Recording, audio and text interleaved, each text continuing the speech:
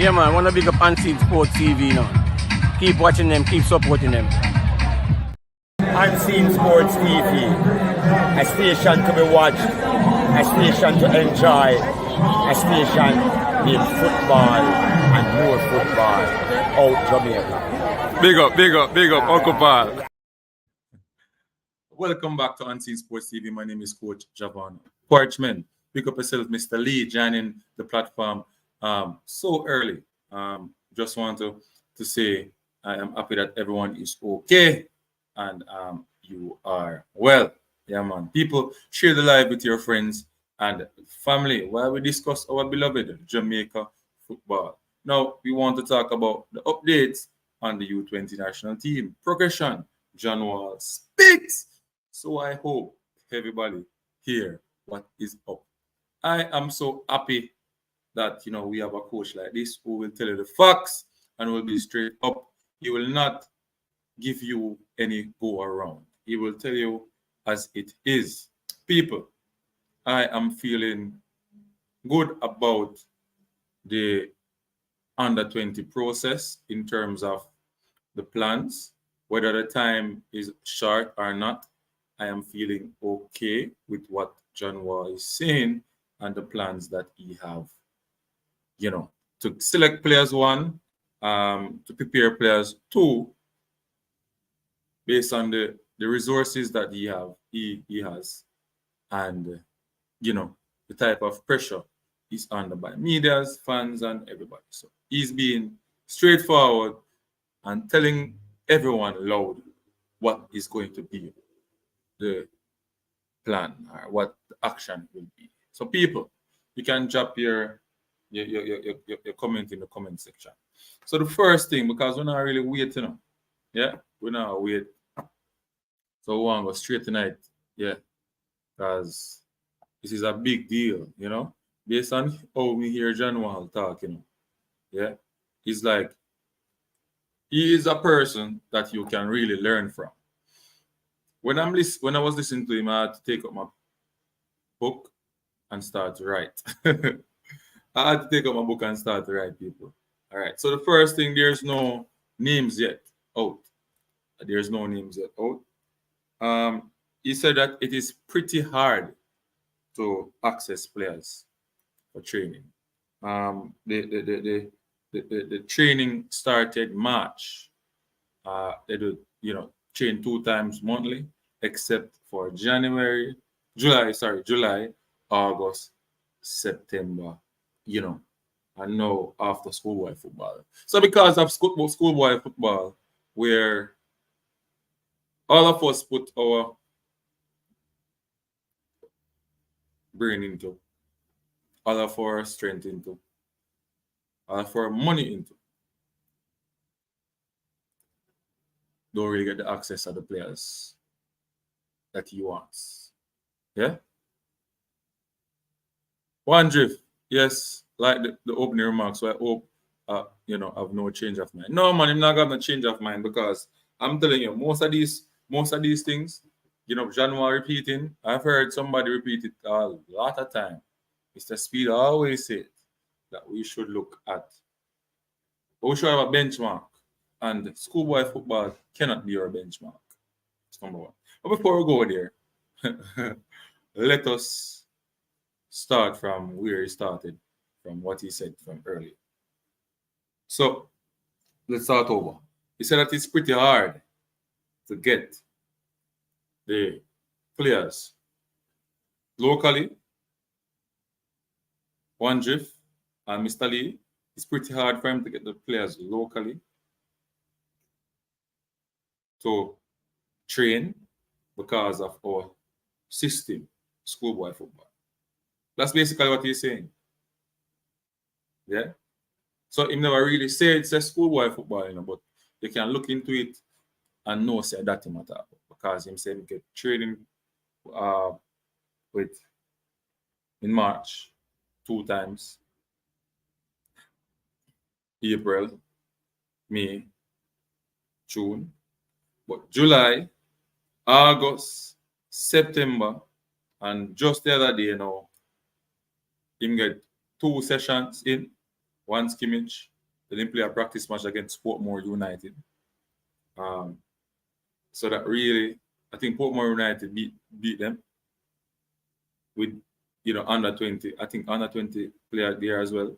And the Portmore team who can play under 20, I think Lynch, from JC, was on the Portmore team playing that practice game.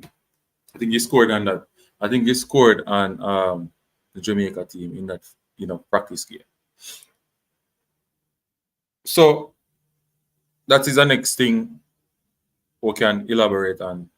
The focus that we put on schoolboy football. Is it helping our football nationally, or nationally would be schoolboy national programs? Is it helping our football, nationally, whether under 17, under all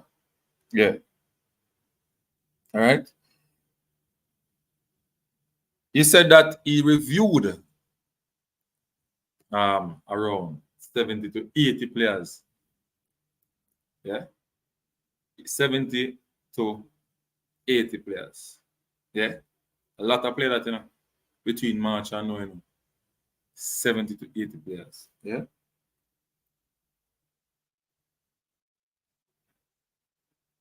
And coming this January, he's looking for a double friendly. To sieve through players, call players from, North America, Central America, that is Jamaica, that can play for Jamaica, to get a look in, and so that he can come down to his 60-man squad. So he will send a 60-man squad to the CONCACAF, and that will be his pool of players that he will select his 23-man squad or 25-man squad for the CONCACAF Championship, which starts February. So people, let's give you that information quick and fast about the CONCACAF competition. So let me give you that information. I'm going to put it up on the screen so you guys can see what I am talking about. So it's no joke. It is so you guys can see what's going on. People, like, subscribe, and share to the platform. We'll come and give you this information. You're supposed to just do the honorable thing. Like, subscribe, and share to the platform. It's easy. Share the platform to your friends. Let them know that Unseen Sports is live on the platform. You understand me? People, I'm going to put the invite link in the comment section as well. Inviting people to come on to share their thoughts and John Wall, speech today, and what he has to say about some of the stuff that we fans and coaches want to see as well in the national setup. So, and a lot of those questions has been answered. Them get answered. So I hope you understand. So we can come get a man a certain player and feel like I saw it go. Feel like I saw it go. And if we just work with it, and we can tell the coach what to do and all them things there. John Wall depend on that. The man now come show on a schoolboy play upon the man, brother.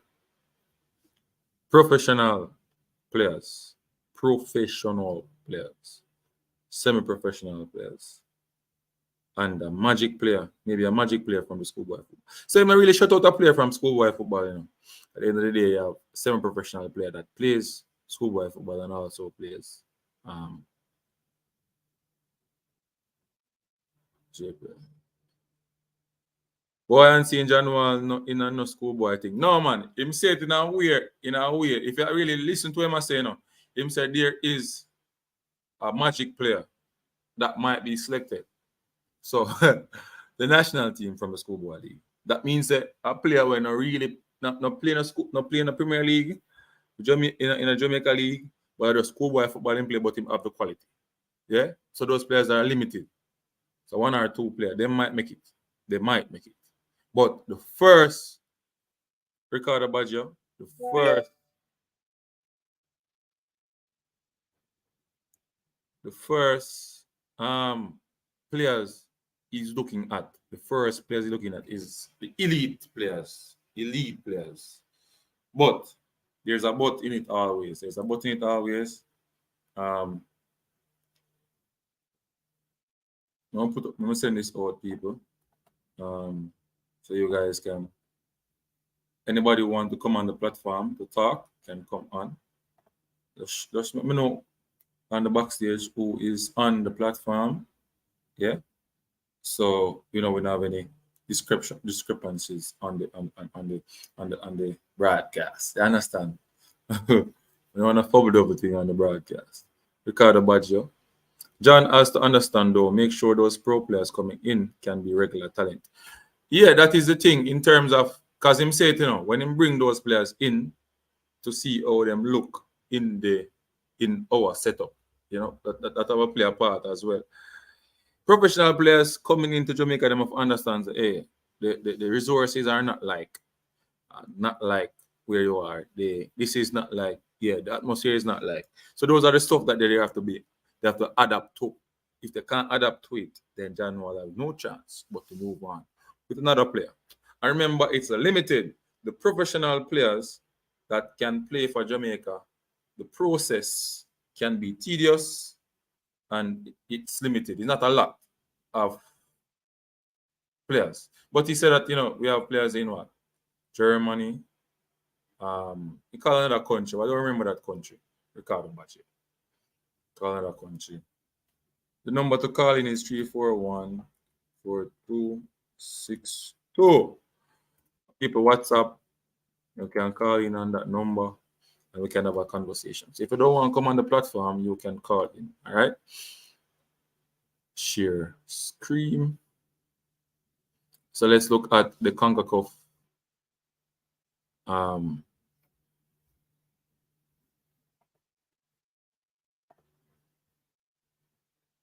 CONCACAF thing right here. So Jamaica under 20 is in Group F. This is the first round, and then after you go through this round, you'll go in the next round where the seeded teams will be there. The USA, the Canada, not Canada, sorry. The USA, I think Panama is there. USA, Panama, Mexico. 6 of them, USA, Panama, Mexico, Costa Rica, USA, Panama, Mexico, Costa Rica. Who else there? Honduras, and it look like Guatemala up there too. USA, Mexico, yeah.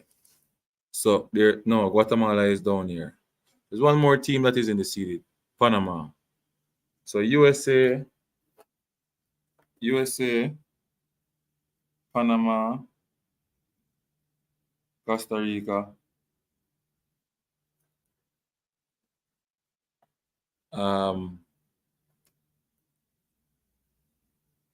Honduras. 2 more teams are up there. 2 more teams, not say, oh God, Dominican Republic. They don't have so. Anyway, people, so see the group here, the qualified draw results, so all the groups. Group B, Cuba, Nicaragua, Belize, British Virgin Islands, Anguilla. Group A, that. Group B, El Salvador, Antigua, Barbuda, Suriname, Guyana, Turks, and Caicos. Group C, Guatemala, Curacao, Aruba, St. Martin, Barbados. Group D, Canada, Trinidad and Tobago, St. Vincent, the Grenadines, Dominica, Haiti, Puerto Rico, St. Kitts, Cayman Island, Jamaica, Bermuda, Grenada, Martinique. All right. Jamaica, Bermuda, Grenada, Martinique. Draw reveals progress for 2024 CONCACAF U20 trials. On Wednesday, CONCACAF conducted the official draw for the 2024 CONCACAF Men's U20 qualifiers. The tournament will take place February 23, March 2, 2024 across 5 venues in Central America and the Caribbean. The 27 men's U20 teams were split into 3 groups of 5 and 3 groups of 4. The 6 groups are as follows. Host venues. Yeah.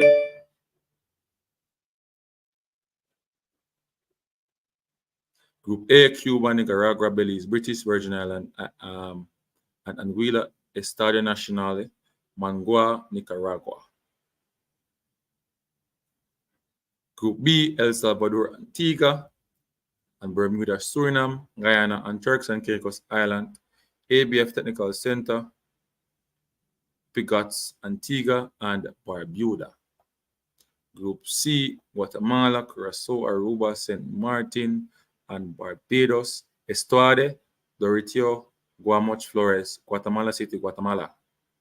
Group D, Canada, Trinidad and Tobago, St. Vincent and the Grenadines, and Dominica Republic.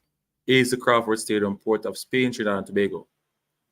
Group E, Haiti, Puerto Rico, St. Kitts and Nevis, and Cayman Islands, Technical Center, Basse-Terre, St. Kitts and Nevis. Group F, Jamaica, Bermuda, Grenada, and Martinique, SKNFA, Technical Center, Basse-Terre, St. Kitts and Nevis. So we're going to St. Kitts and Nevis to play in this competition. So there's two groups that will be in St. Kitts and Nevis. I don't know what is wrong. Why Jamaica can't get some of these tournaments to, especially this one, to be played in the country. Our infrastructure, man, we need to do something about our infrastructure. I'm telling you people, we need to do something about our infrastructure. We need to get our infrastructure up to par. Don't look good. We need to get to it because St. Kitts and Nevis can host them games. Why Jamaica can't? Why? You understand me? Mr. Paul Maxwell? Yes, this is the leader, sir. Mr. Leader, I'm on YouTube, you know that, right?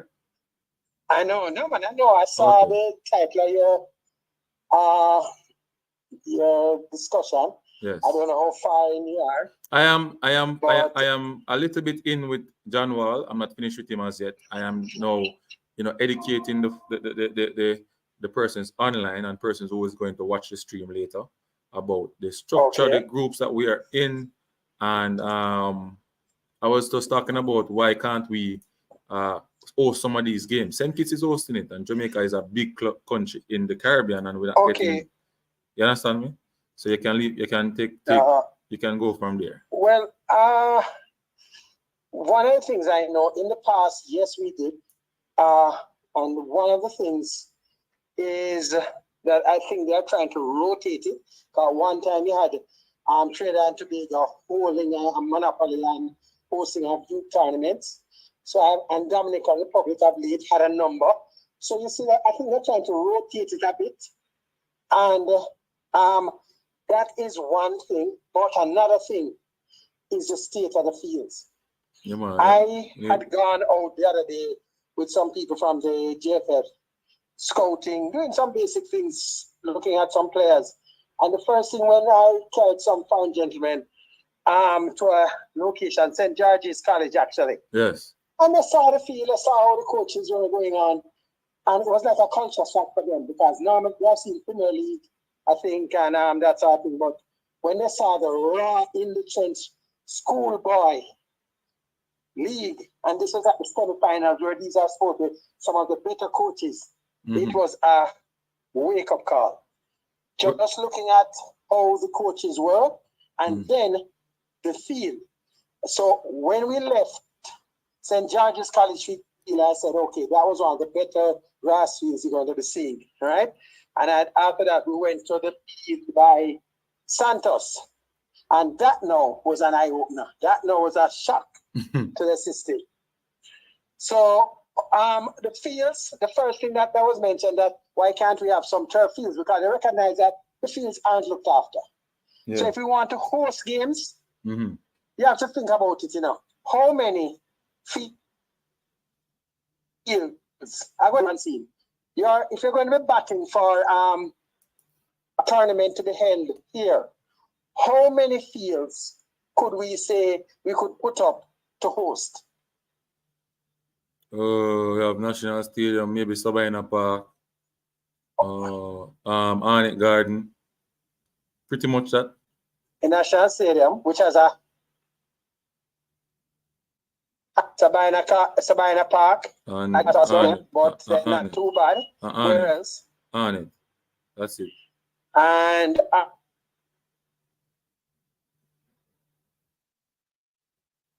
Arnett. Yeah, break up. So let's look at it now.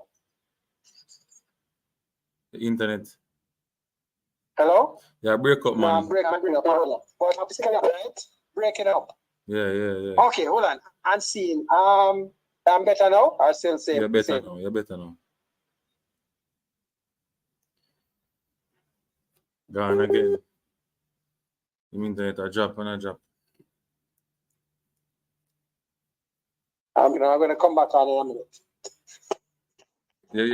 There's somewhere where the internet now work. Yeah. No, I think because I'm moving. I'm gonna call you back in about continue with the thing and then I'll come on back in a couple of minutes, okay? All right, no problem. Yeah, okay. Yeah, people. So let us continue with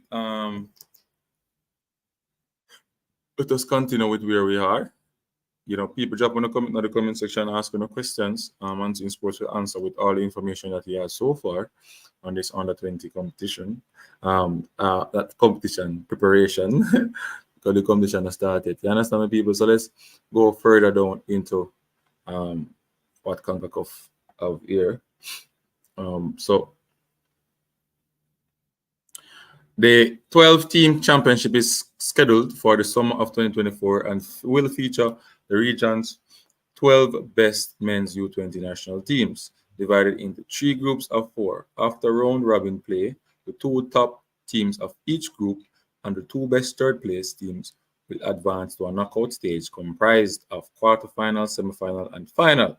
At the conclusion of the competition, the 4 top finishers semifinal will qualify for 2025 FIFA Men's U20 World Cup. Yeah, the nations preceded into the championship group stage are in ranking order: United States 1, Honduras 2, Mexico 3, Panama 4, Costa Rica 5, and Dominican Republic 6. Yeah. Further details regarding the 2024 CONCACAF Men's U20 Championships, including the tournament's host and draw details, will be published following the conclusion of the qualifiers. In the previous edition of the CONCACAF Men's U20 Championship played in Honduras in 2022, the United States won its 3rd title after defeating the Dominican Republic 6-0 in the final by reaching the tournament's final berth. Nation secured a berth in the Paris 2024 Olympic tournament. So, people, that's where they reach. All right. So let's see if we can look at the games that we will play come February 12th to March. Yeah. So Jamaica here. So let's look. Jamaica versus Martinique. That will be Jamaica versus Martinique will be February 24th. That's the. So we are playing in St. Kitts, people. So it's February 24th, Jamaica, Martinique. Yeah. Then we'll play Grenada, February 26th. So 2 days apart. And then we play February 28th, Wednesday. So we'll play Saturday, February 24th. Then we'll play Monday, 26th. Then we'll play Wednesday, the 28th. Yeah? Grenada. So 2 games will be played on that day, on those days. 2 games will be played on those games. Bermuda, Grenada, Cayman and Puerto Rico, St. Kitts and Haiti. We'll play on the Sunday, Monday. We'll play again, Martinique, Bermuda, Grenada, Jamaica. And then another group will play on the 27th. And then Jamaica will play Bermuda, Grenada play Martinique. the Wednesday. So people, once you tap this group, you will be out, and then you'll go into another group further down into the tournament. Another group seeded with 6 teams. So yeah, hope you guys got that information.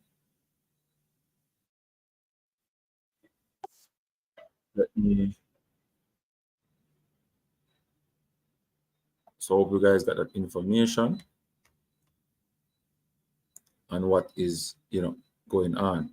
People, like up the live stream as I come on, touch the like button.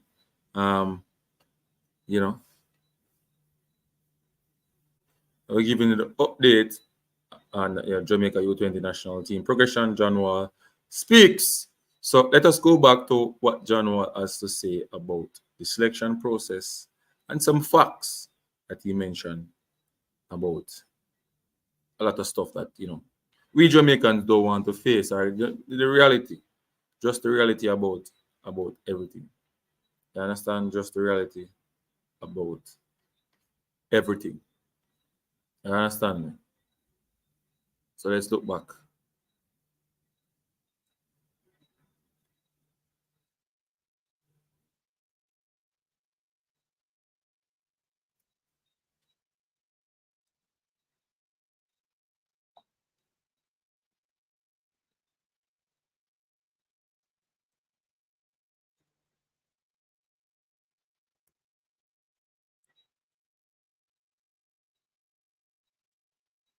Yeah, so let's look back at what John Wall has to say. So John Wall says,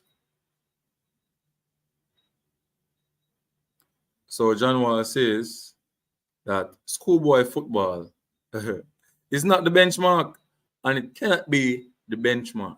Now, a lot of we people, because they hear it, say, yo, a particular player should be in the national.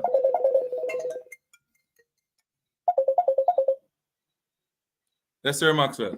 Yeah, I'm saying. Yeah, man. I'm better now, right? Yeah, man. You're hearing loud and clear. Okay. Yeah. I don't know how far you've gone since I spoke to you, but I just trying to make the point that our main problem is that we don't have the venues. We don't, right? And then now some of the venues that we have, the price to get them is not competitive. It don't make no sense. It's a deterrent. Okay. So for the JFF, for some of these tournaments, it's really going to probably be a loss-making venue when they do it. You understand? Mm-hmm.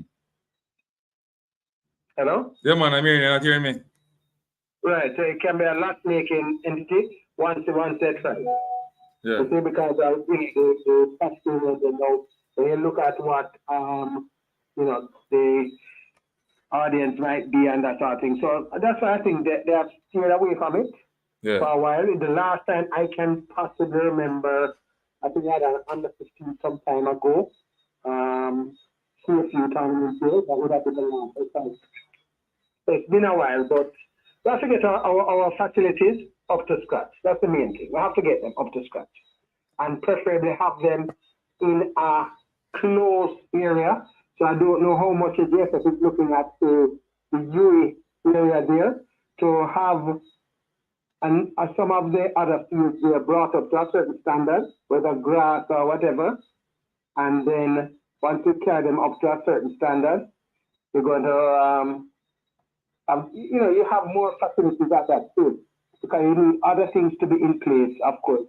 Bathrooms, that sort of thing, press areas, a number of things that might have a better chance of getting, because you also have dormitories nearby and so on that can be used. So they might have to think seriously about helping to upgrade the facilities that do it in order to properly bid for anything in the future. One of the biggest problems we have though in Jamaica though is like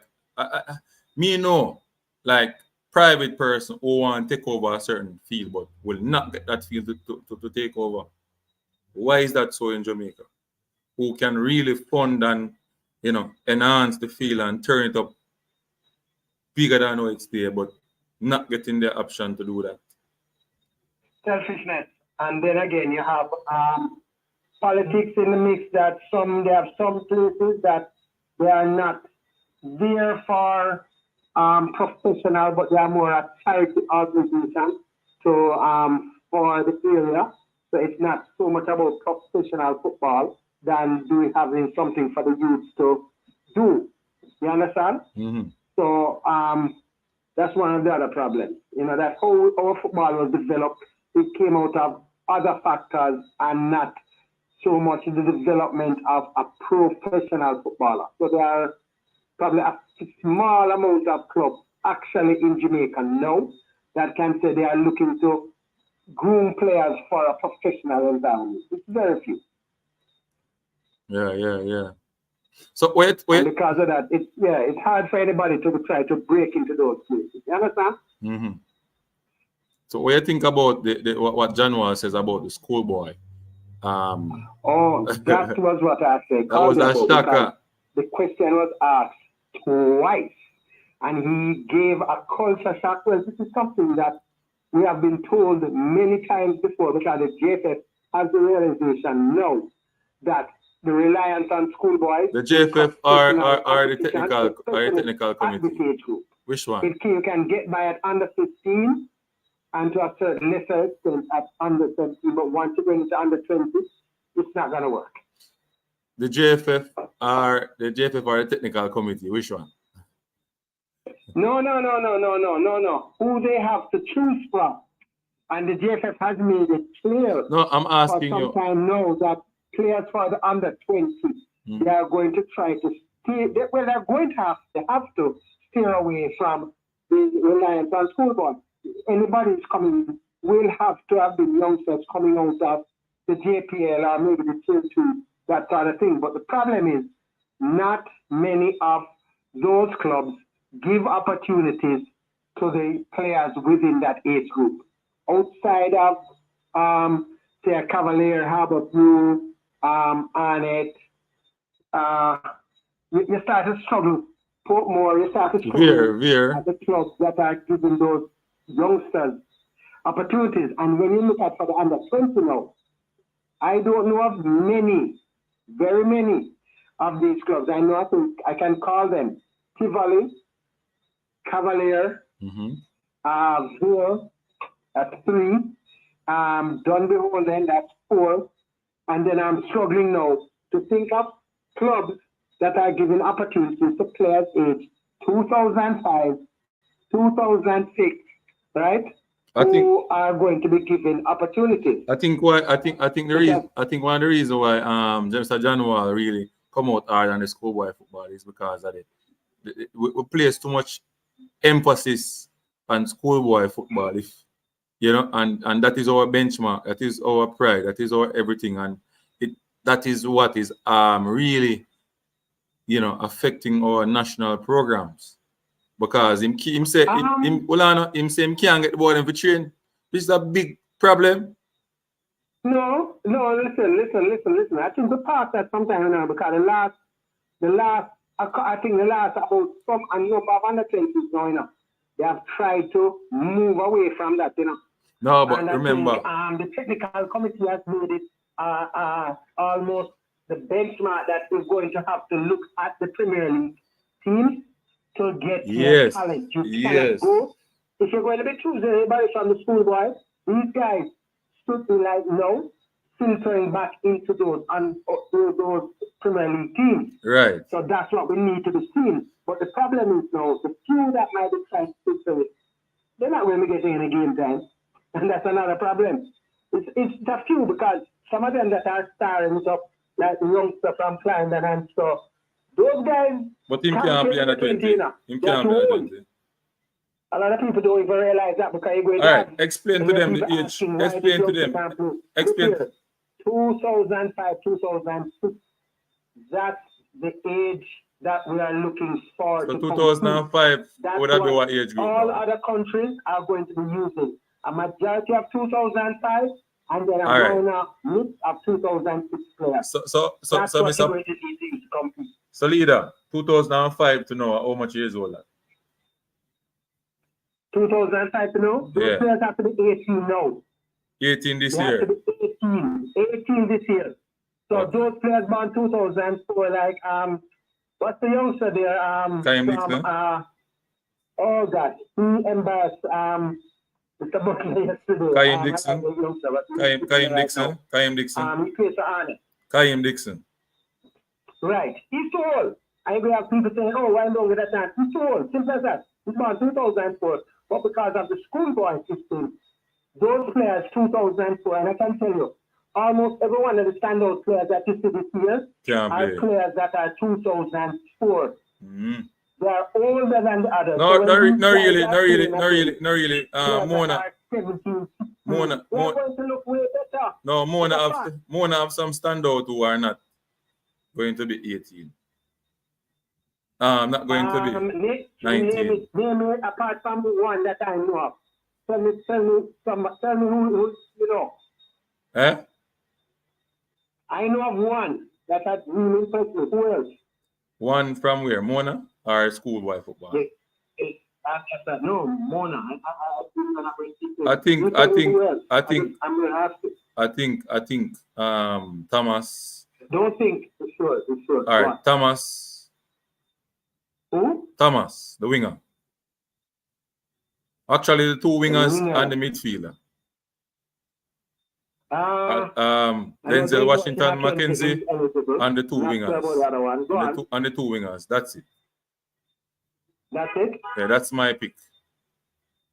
So it's not much different from me what I said then. So it's about one I know about, I'm sure about. So it's basically one there. But you're sure him going to play for the national team though? You're sure him going to play? You're struggling again. You're sure him going to play this time? I think him going to play this time. Based on what I know. Denzel Washington. I think he No, I'm moving away from Denzel already.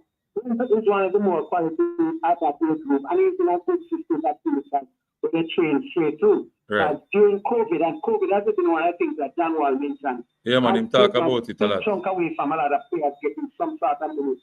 You know, can normally have professionally youth competition that they were not able to participate in. You see? Yeah. And that also affected that the development of that 2005 year group.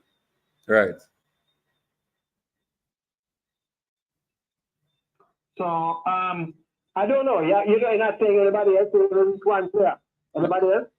Oh, so from Clarendon College, I like this player. The winger, I want to do tall winger over that side. What's that? The tall winger. Ashley. Same name, Ashley. That winger from Clarendon College looks good. I don't know. I don't know about his professional minutes, but you know, based on what I've seen him in the schoolboy league doing against. I've a list in which some of them are not so easy, but I can check. Against. Who else can we talk about? Who else? Both Barrett can play back. I think both Barrett will. Both Barrett. It was in the under 17. CC. Somewhere? CC, Clarendon College. He was in the under 17 team the last time. Yeah, man. Everybody that was in the under 17 last year, those players are 2006 players. So all of those particular players born 2006, they can play again. Yes. Hey, one thing I'm glad about, you know, this is not a schoolboy. This is not a schoolboy coach. Nobody no coaching a schoolboy team now, coach a team. But listen, one of the things I just mentioned again, the 2006 players that we're going to be looking at, they can't consist, if they consist to be near a significant portion of your squad, you're going to be having problems, you know. You're going to tell you the truth. Okay? No. Remember him saying, you listen?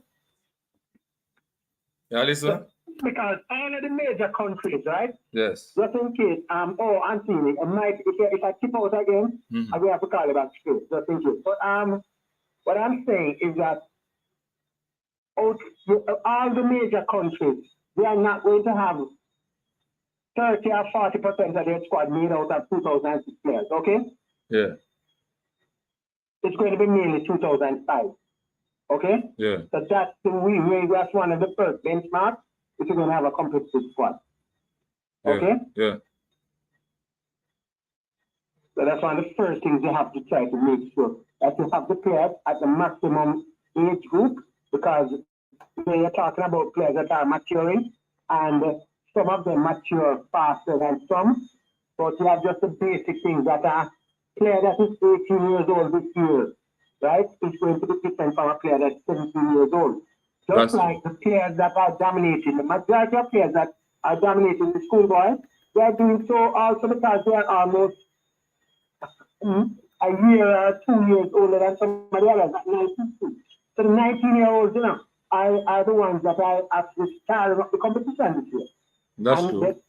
But they can't play under 20. That's true. So, hold on. Hear this question from Dr. Dryfoot. Unseen, John Wall says he only wants professional football players in his under 20 squad. That is not true. No, he didn't say that. That is not true. He says that you'll have the anomaly. The anomaly. Will come through. Just anomaly. Like the last competition, The last time we had some of them going into the youth, right? Probably a lot more than what we'd have liked. But the last time we actually did well, right? There were a majority of players in that team that were actually playing in the JPL. But we haven't had that since then. Because one of the problems let me finish this up. One of the problems we have is that the same schoolboy system, they try to discourage the players from playing for the JPL. They actually do. And that will affect that's why that's that want to go pro. All right. All right. That's why John Wall speaks so much about the schoolboy system, and a lot of people will be affected and feel bad about it. Why the coach coming and talk like that. But it's the truth. This schoolboy thing will put too much, the amount of money we're spending on schoolboy system. You see, they spend it on the club then, I spend it on the under 20 National League. We got a World Cup almost every year. And I tell, there's no way. That's true. There's no way on earth you can compare a schoolboy football competition with that elite competition in Europe, in Mexico, in Costa Rica. You cannot compare it. You cannot compare schoolboy football competition with the Jamaica Premier League. And that is what me hear people are compare, and I say schoolboy teams can beat Premier League team and brave. And I say madness. Madness. Sometimes you might have a little preach. Hold on, look here, I'm seeing. Remember what happened last year when I know Dunby Holden had a number of schoolboys in the team. And when some of them were in there, they Dunby Holden wasn't doing that well enough. Try to remember, Them not the way. They lose the coach even have to step aside. Yes. So they weren't doing well. No, I didn't hear what you said about it. I said even the coach had to step aside.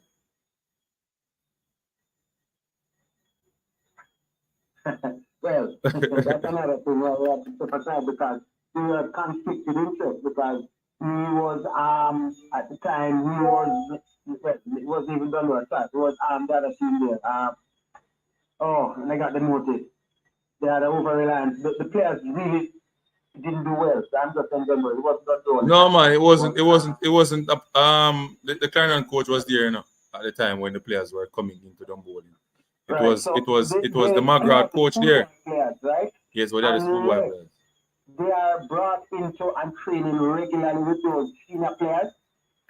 They will struggle when they start to make that step up. I've seen some clubs, I've seen Harborview, Hopemoor, and Cavalier, they have done it fairly successfully, where the players and nurses and to a lesser extent have done also where they have some of them training with the senior players. So when they come into the game, they don't take that lot. I think we saw that the other day with and they got a red card. And first thing the coach turned to a 17-year-old over some of the more seasoned players. And what he said was, so far in training, I think that goodness is looking better than some of these other guys. You understand? because he has actually, before he made that step, you know, Alexander Putin has been training roughly with those Premier League players for almost over a year and a half. Hey, are you there? Over a year and a half. Yes, been doing that. But the preparation was already made. It's not like he just came out of schoolboy football and then went into the try to go into the Premier League. Right. He has been doing it. So listen what I'm going to say now, Pastor. Now, you take a player who have less minutes in the Premier League, you throw him into a game against the champion who is, 8 match unbeaten, right? And, come out with a spectacular game like that. Quality, man. Quality. Alfonso Gordon quality in a system that Cavaliers have right now. He is showing his worth, in terms of, and he did not play his preference position neither. He wasn't a centre back. He was playing right back, So the right back position you had, who was on that wing again? That's where he's trained. That's where he's trained for, when he's at training. That's where he's working. His passing was perfect. His passing was perfect in that position as well. Over the top. His passes that Cavaliers like to make. The long pass, sometimes it turn out to a long ball, don't work out, but his long pass was effective. His tackling was effective also. It was quick to close down plays. And he looks like he was already in the JPL years ago. For real. In that game, even Adrian Reed, toe-to-toe with Demaria Phillips and those players in the midfield, Gotchian, showing his quality and his composure in the midfield. I'm telling you.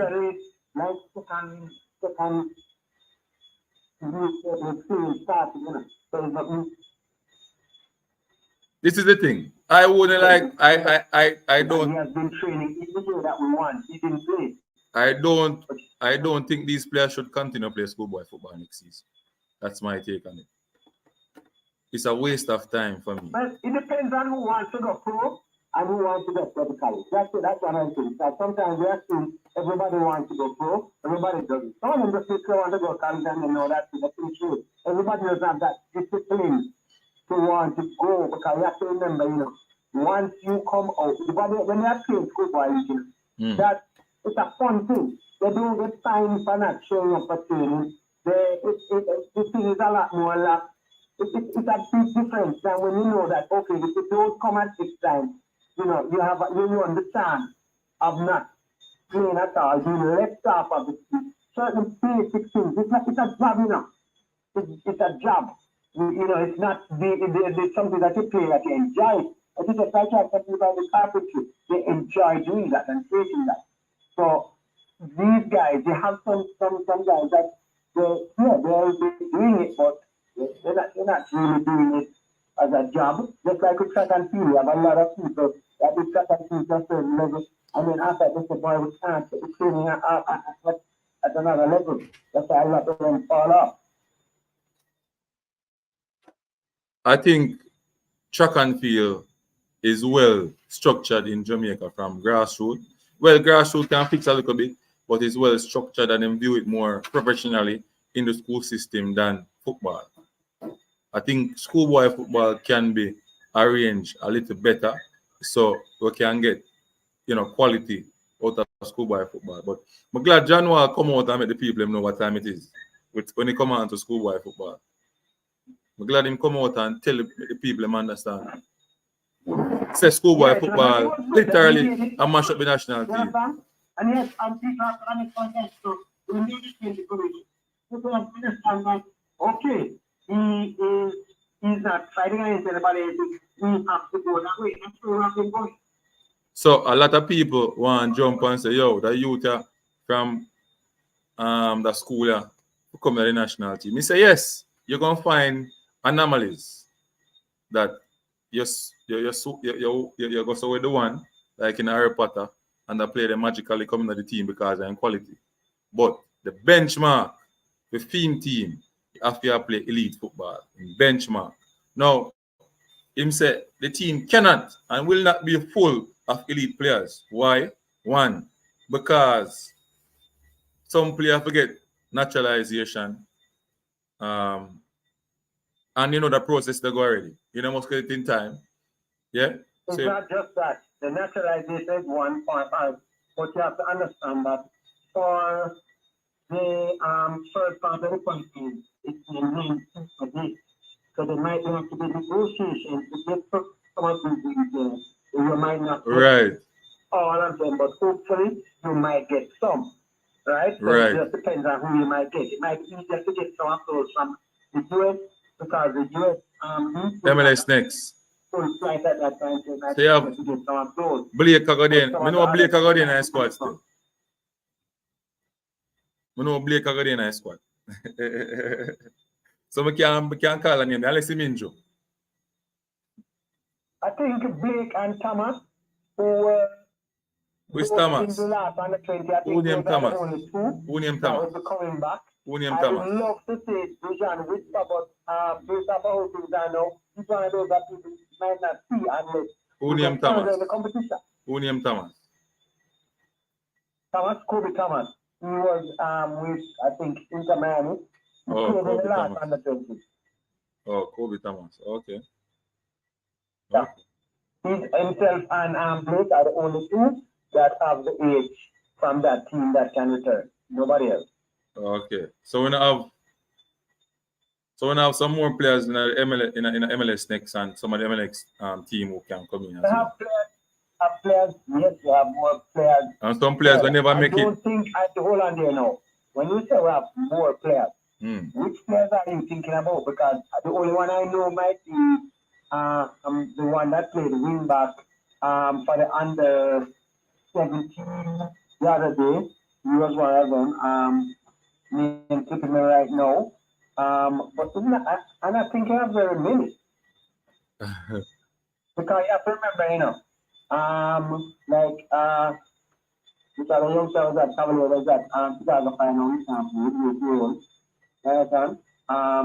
so it's not a lot. So when you mention that you have to specify. I do not know a lot of it.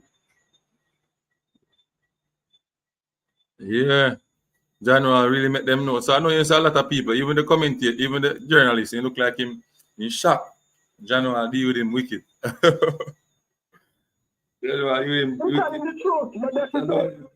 He's shocked about run go to Chung go ask question quick. Yeah, because look here, let me tell you something. It's the same journalist will later on come out and say, oh, we have these schoolboys going up against these professional players and they don't do well. What's the cause of this and so on? It's because they don't play in the JPL.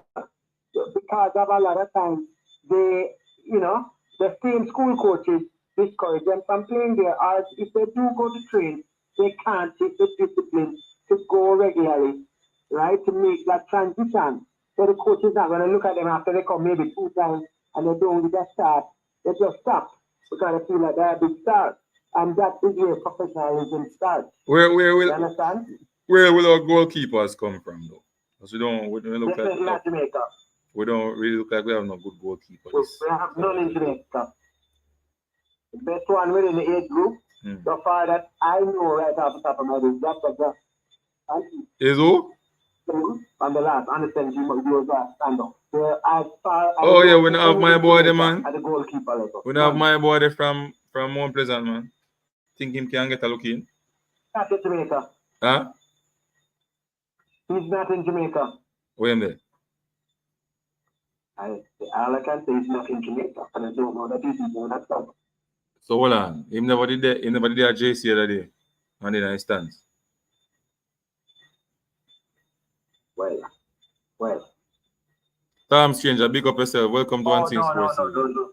I know. I'm thinking of the center half. Sorry about it. Not about it. I'm thinking about. I hear so here's one of them that I would expect to the transition to this team. Yeah, that goalkeeper is also one that could be there, but she has not played how long now? when last has he played? Yeah, but you have, but that's Where why. did he play schoolboy? Hold on, or him to play schoolboy football and him get sanctioned. No, I know. Listen up. I know why he couldn't play, but I'm just saying, for somebody like him now, he hasn't. He's as rusty as can be. He's No, not but playing in the Premier League. yeah, no, the coach. He's not.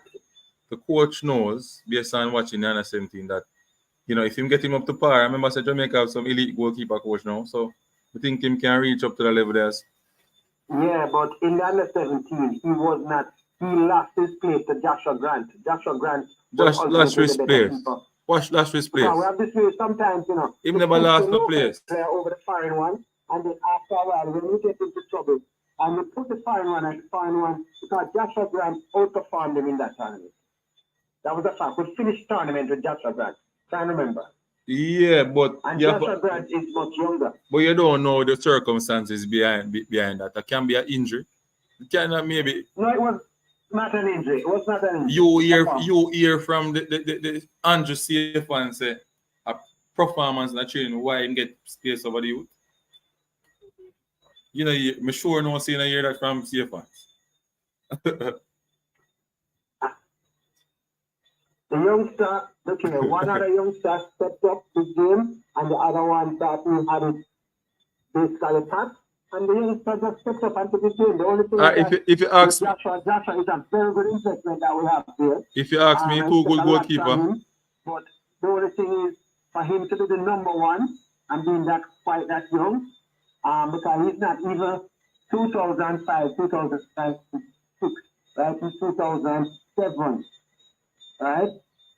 So he's really much younger. He's one. But the good thing is he can keep at the next under 20 again. Yeah, but the two keeper them can supposed to can keep the next under 20. No, only one. Because this keeper this year. No, so Joshua is how much? Joshua is how much?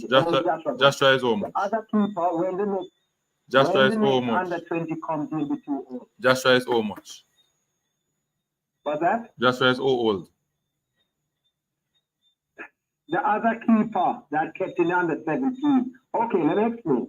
Adrian Reed, Ronaldo Barrett, Isaiah Dixon, they were all 17 this year, right? Right. Okay. The next competition, right? Anybody going to be eligible next competition in 2 years' time from this year will have to be 18. They are going to be 90. They are not going to be eligible. Okay? Okay. Well, hold on. No. Actually, there is something that is coming around with that I don't know if it's going to be coming into being by that time, because they're going to be changing the Youth World Cup so yearly, annually. So yes, they might. I'm not sure if it starts what year it starts, but eventually they're going to be doing it annual. But if it's the regular 2 year system that we have now, they won't be eligible. So I'm not 100% sure there. Okay.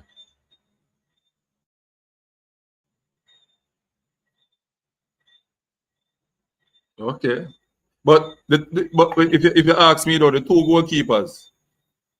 goalkeepers, Joshua and the other one from Mount Pleasant, who was at JC, two good goalkeeper. I think maybe our next older goalkeeper in our professional settings might get the place over them. Especially if we get one. If we get one in England. I would see much safer to have an 18-year-old in the goal. Yeah. Especially at that level. Having a 17-year-old who has basically not played any football for almost 11 months. Mm-hmm. I wouldn't feel so safe having him in there just based off of maybe 6 weeks training. Don't think so. And even if putting up against the performance, I don't think so. Joshua Grant has moved, I don't know which club he's at now. But I think he had pushed past that other keeper. No, you can't say that. Sorry? You can't say that. Keeping on difference. No, basic development, If one keeper is sitting down and not playing, right? And the other player that had pushed past him 7 or 8 months before, right? So you know the keeper sitting down? No, Normally, what But it should be, is that one that has push passing is going to keep developing at a more rapid rate. That's why when you have some players that they play Money Cup this year and then September, October, and finish, and then don't play in a football until basically next year, September. But another youngster right now, not as December is here, boom, he's in the Premier League and he's playing with Premier League in next year, May, June, right? It's a big difference in his development and the other youngster that I sat down, Now, me ask you, how you know, so you were sitting down and not playing, not training, not at all? No, hold on, there's a look here. I just training one thing to don't have match practice as a goalkeeper, right? It's not good. You can't be just training like that and do that 50-50 match practice. Come on, man. You know that. You can't be just training and then you're not playing. Okay? But what I said, it's not very make sense. That's true. But what I said to you is that goalkeeper can't be that off, that the coaching staff from the JFF can't get him up to par. That's all I say. Hold on. Okay, let's look at it here. I will say you won't be coming up to par. I think you don't have any much options. You don't have any much options. But I'm just saying, right? What should happen in his case, I think the best thing that could happen in his case is in case, I don't know. I don't know if they're to me. That's another family Premier League that myopic. They don't want to give some of these younger players a chance. Because the best thing for him would be to attach himself to maybe another Premier League team, maybe where he can get some moves, in the meantime. Yeah. Right? Because in the 20, we're not going to be in a camp 7 days a week, for the next 7 weeks. That's how we're going to be here right now. Based on the circumstances.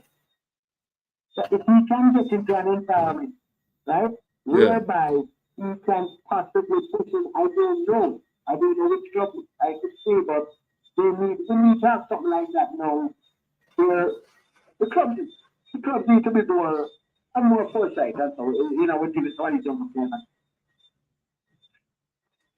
That's true. But not every club can do that, based on the structure, What's that? Not every club can do that based on the structure. Look, let me tell you something. As here has given this youngster Johnson Cohen a chance, right?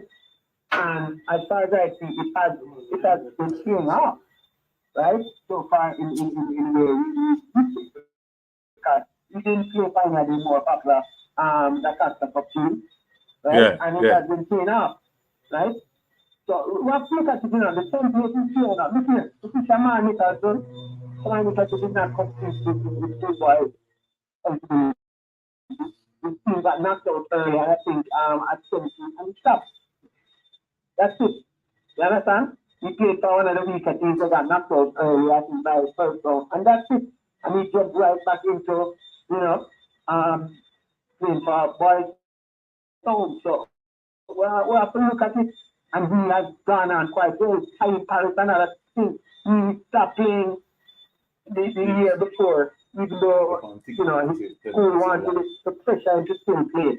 And he stopped and he went on, So we have to look at it, sometimes when they play that extra year too much, right? It will start to hamper the development. That's true. That's what I say. We place too much emphasis on schoolboy football, and then we tell the youth them, say, if you want to become professional, you have to go through the college system, which now the professional football move away from the college system as well. That's something that coaches just use to basically keep the youngsters in, because I got a call the other day from a youngster I played under Victoria State team, and he did very well. And the first thing I asked him, sir, what's on with the trials for the Jamaica team? And I said, as junior college, there are so much less. That even at top junior college, you're not going. That's it for your football thing. When you talk about professional, that's it. Get an education and do what you do. But the first thing, it's not that youngster that academically inclined. That's not what you want. You're told that you didn't go there. It's an easy route. And it's not. Because a lot of them, when they go and they play junior college, need to stand up more than money cup, you know. Because you have guys that make trucks to make a money cup to you and go to student college and they're stars. Yeah. You understand? Yeah. So they have to understand what they're doing and know exactly what they want to do and where they want it. You understand? And some of them need to know their limitations. They have to know that, okay, by a lot of them, you have to realize that they're knocking on the glass ceiling at a certain stage. So they're not going to break in at that professional thing. So come on. Once they have not started it at a certain age, it makes no sense. Mm-hmm. So don't worry to say, okay, you finish at 21, 22, you finish in college and then no. That's not going to happen. It's not going to happen. I don't know of any that it has happened with most of them that we have had that has gone through the NCAA. It's the NCAA. And then one of the top programs, hello? Yeah, man, I hear, man. Yeah, you go to one of the top NCAA Division 1. That's another thing too. Some of them might be in NCAA and in Division 2 or in some schools and the league too. We have different divisions that the scouts go to. You understand? So there are a lot of things that you know, it affects these youngsters when they make their choices, and sometimes they just get bad advice. All right, let us look back at what Algrim to say in terms of the benchmark. What should be our benchmark, and we should start to look at the reality that is there. Now, he did not say. So I want to make it clear. He did not say that he will not select players from the JPL, but further down in our development, right? We should move away from the schoolboy system, where we're looking for elite players to represent our national team, but not now, because you know schoolboy football is where our elite players are playing in. So we have to look at them, and we have to look at the one that are in the semi-professional league as well, the JPL, mostly. So our benchmark should be the elite players that are playing at the elite level in USA, North America, Central America, Europe, and some part of Asia as well. And then now, based on the availability, we have to then look back at our players in the JPL as well. You understand me? The players that we can get. Because at the end of the day, we may have players who are eligible, as I said before, and we can't get them because of non-FIFA dates, because they are in the professional settings. The club will not release them. So we have to have a plan B, where we have to then look at the semi-professional best players are the players in the MLS are in the MLS Next or in the USL as well. You understand me? So we have to look at that. Well, look, Auntie, let me just say one thing. Yeah. In the non-FIFA days, even the ones that what? The clubs can refuse. Are you hearing me? Yes. The MLS Next, the clubs can refuse to release the players. They had a situation the other day where I don't know if it was New York Red Bulls or Chicago Fire. They refused to release the players to the US national team. Right? They refused. So they are not under any obligation to refuse. And this was for the World Cup. They refused to release the players, not even qualifiers. They refused to release them, and they did release them. You can Google it. They refused. So it's the mighty USA. The clubs there refuse to release players to go and play for the USA. What can Jamaica do? You know.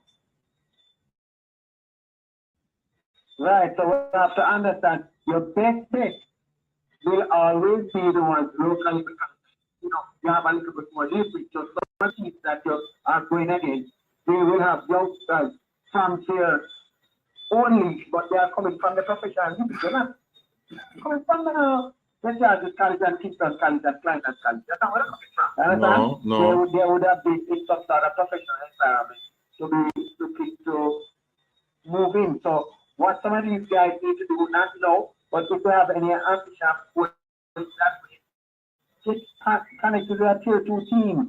You understand? But do it from early. Do not wait until your last year of schoolboy football, because you're not going to manage that either.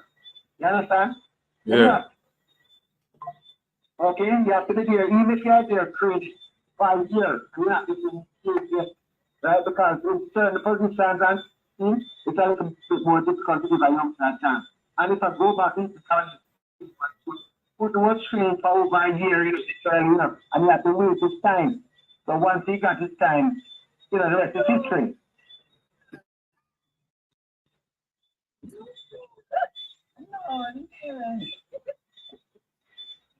Yeah, man, you make a valid point. Question though. You know, me have to ask this. Yeah, the game against Mount Pleasant with Cavaliers. Talk to me a little about that. No, sorry, I didn't. Yeah, about the game against Mount Pleasant with Cavaliers. Talk to me a little about that. Well, that game. When I talk about that game, it was an eye opener, right? When Leng got the red card in that match, I think it changed the tempo because bringing Gooden in there, right? It was something where the coach didn't have much of a choice because the bench is thin right now, right? Because they're waiting on somewhere number 2.8 come. But the team did fight back well, and it was just a matter of time, you know, because so far, Stanley Thomas and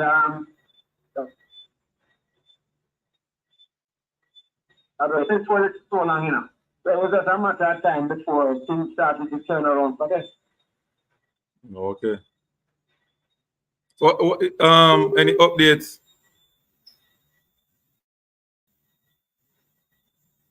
Sir Paul? Hello? Sir Paul? Yeah, man, I might be chipping in. Yes. Is there any update on Elshot and Nicholas Hamilton? Elshot, I think there's something the other day, and Quincy, had Elshot had posted, so he's still in therapy. Hamilton, I'm not sure when he's going to come back, but hopefully, because we know now that February that we're going to see Cincinnati, right? Mm-hmm. And if we want to get you know, the Messi, it's going to be near the quarterfinals, I understand. It's in the quarterfinals. Yeah. Yes. So, but for right now, FC Cincinnati is there, and that is a golden opportunity for every single young player in Cavaliers to parade their skills at a much higher level, right? So, it's basically time for people to go out there and put themselves in the shopping field, you know? I think it will help them to focus more and want to do better each time they go on the field in the JPL as well. So they have the under 22. So that's the next issue again. Well, that's where I think because right around the time when the national team, I'm not sure the exact date and everything, but you're going to have the under 20. You might have a situation where Ainsworth can play under 20.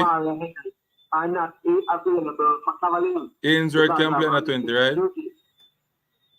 But that crucial match now, where I don't know if you have a situation where you have to make a choice between playing for Cavaliers in a competition where they will get a lot more highlights than that team, it's going to be a sticky choice. It's really going to be a sticky choice. Well, one is in what? When is the competition for the scene? I'll check back, but I think the preliminary part of the competition is in February. Yeah, February is this one, but for the Conga Cup, for the Conga Cup game as well. It's part of February, so it might be able to work out. I'm not sure the dates for the Conga Cup champions. I think they might. You know, because I don't know if they're going to stop them from playing in that one. This one is from February 23 to March 2. So the Conga Cup Club under 20 competition will be from February 23 to March 2. And they Okay, so February. So now the Champions Cup, we know it's in February. the Champions Cup is in February as well. Yes, it is. That's they announced it in February as well. I don't know the date though. Oh, okay. Mm-hmm.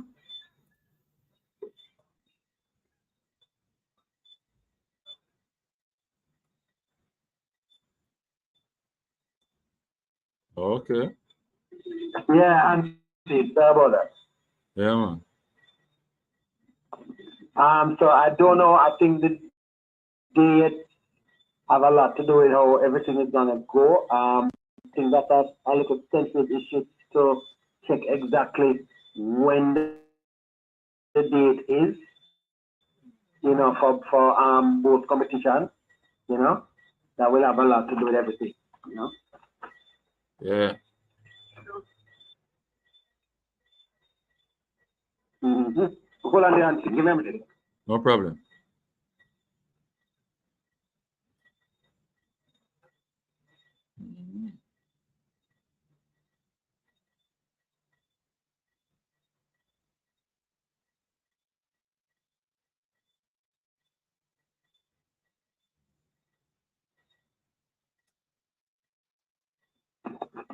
Yes, I'm saying.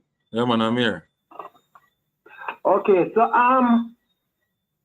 well, I think we have a very interesting year ahead, both for local football in almost every type of way, you know. So we're going to have a lot of football, basically, because you know we have the county team here, we have the girls national team. It's going to be interesting. Yeah, man, a lot of progression. So really, really and truly, Jamaica made a lot of progression this 2023 coming into 2024. So we have a lot of competition we're entering. So you have to give the coaches, you know, locally and the international coaches that is working with the national team some props as well, and scouts as well. You know, you have to give them some props. I have to give some, you know, the JFF of officials a little props, yes, you know, somewhere, but they can do better. So, you know, they have to give them some props as well. So big up everybody in this football, you know, make this thing look different this season.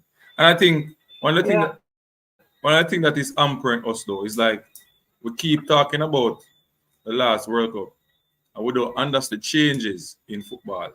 You know, gone are the days where you can take a baller from a lower league and you know him come in the national team and him play good football. You know, football is bigger now. The everything changed. Rule change, everything changed now. You have VAR. You never used to have VAR. So everything changed. All the dynamics change. So we have to understand that elite football is where we have to look at first. So we can get at the elite sections there, and then we try to work out how we're going to make them operate with our local base and put it together. That's the key. Mm-hmm. That's definitely where you're going. That's definitely because again, that's not how you person. So Jamaica has to start to understand that they are not going to be able to do something differently and say, okay, this way can work. Everything is changing now. Everything is getting more professional, which is the whole thing has changed. You understand? So where we normally got back, it has changed dramatically. You know, with the education of the coaches, all of those things. You know, and I think in another 10 years, the whole Jamaican landscape is going to be. I'm sure. Sir Paul. Yes. I got hang you up and call back. I want to play with John was said on the platform. So the people. Yeah. No, man, I call back. Come on, more head up on the platform and play it. Yeah?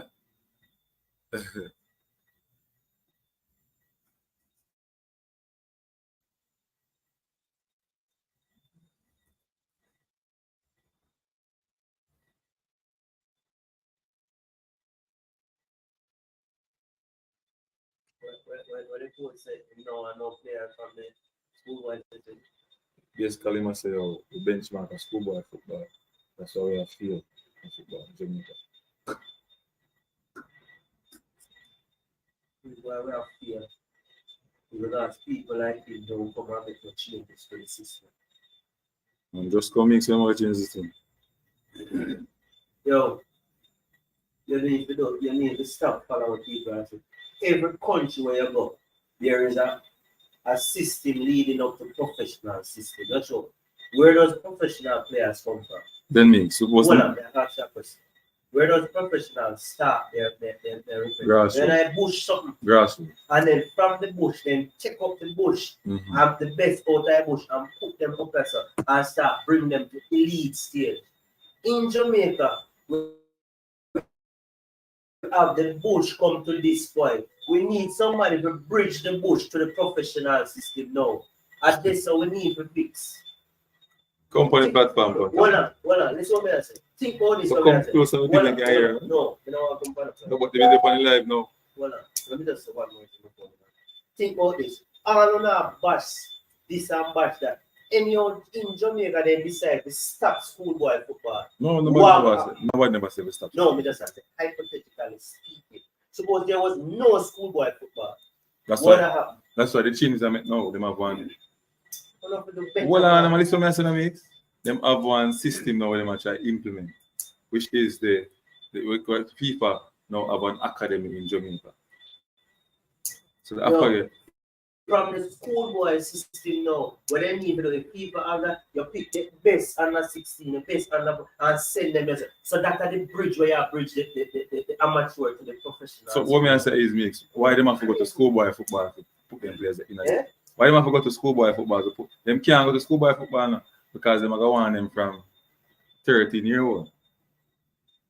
Brother, at the end of the day, but if you take some boy at 13 and put them in your academy, Jamaica Academy, you're going to have some little boys who will never get picked.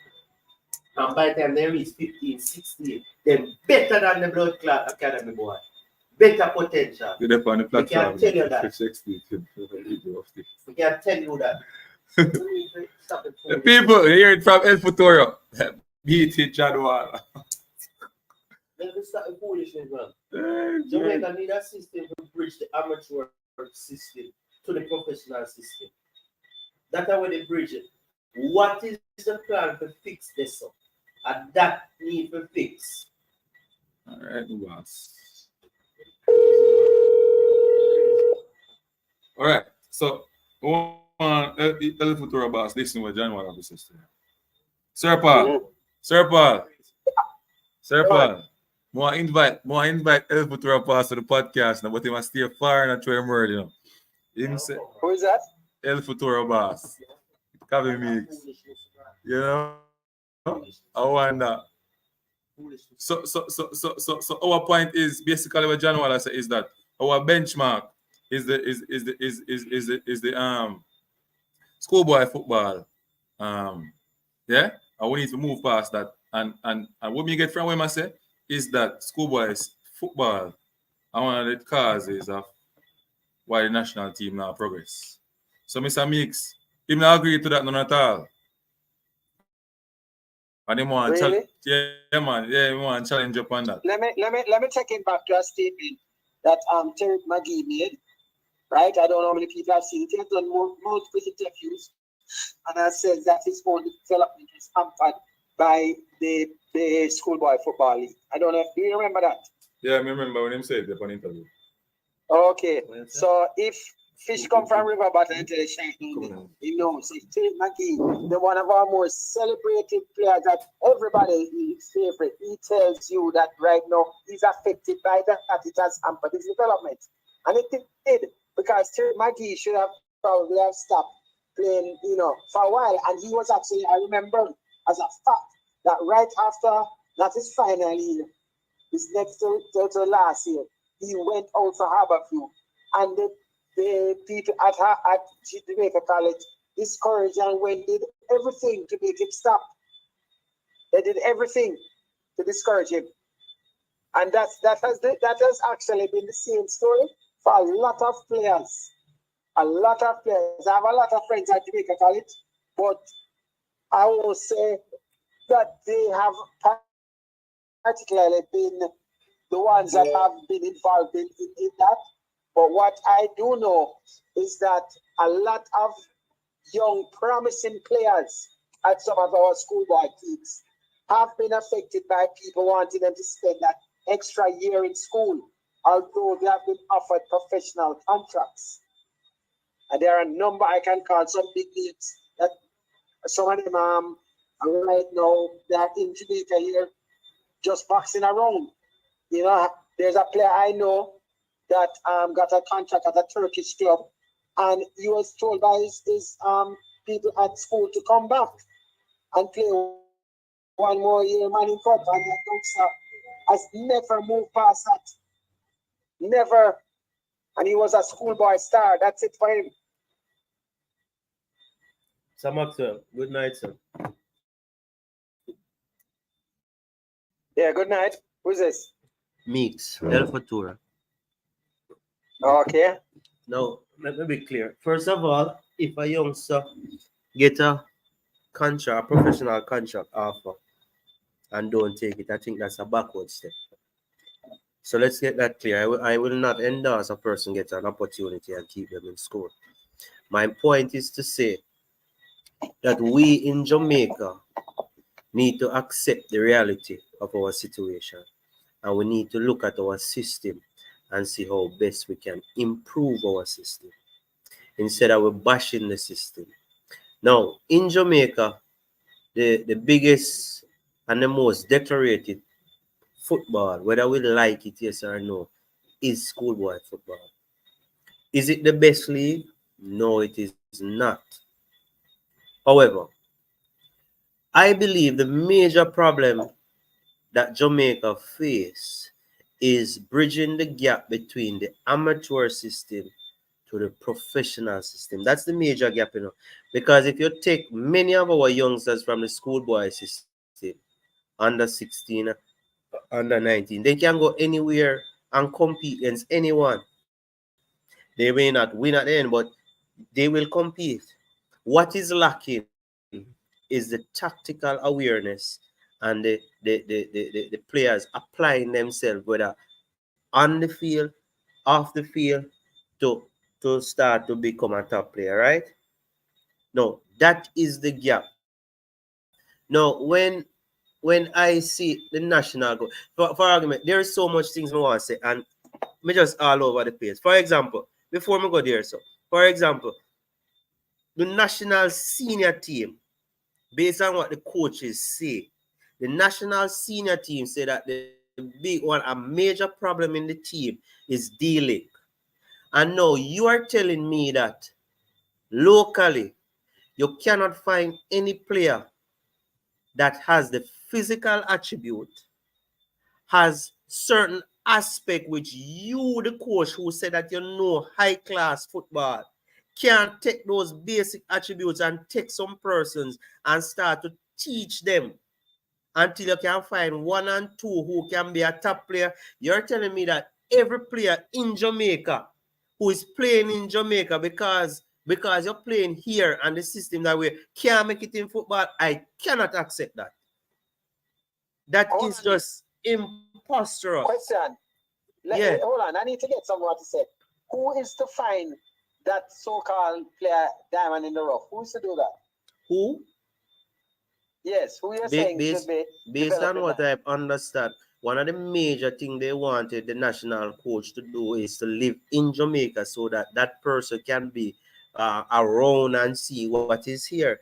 And I think that if you find a weakness in a team and you have a system here, and you're telling me that you can take a player, because based on what I see, it was a little charade show where they tell us that they're having local camp. It was a charade show because after a month or two, that was done.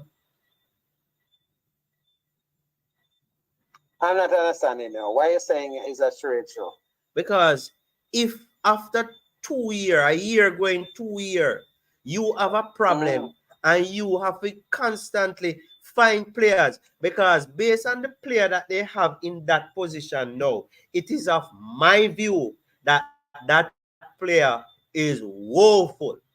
And you're telling me that... I'm trying to understand something here now, what you're trying to say. how would this play? Like, okay, give me this player that is saying, if we find a diamond in the rough, right? Yes. Where are we going to find this player from first? Schoolboy football team? No. The Premier League? For our senior team, we'll not look Oh, in for our school. senior team. We look in the okay, Premier hold on League. now. Let's look at it here now. When we find that player, right? Yes. They'll be playing for their club team, isn't that so?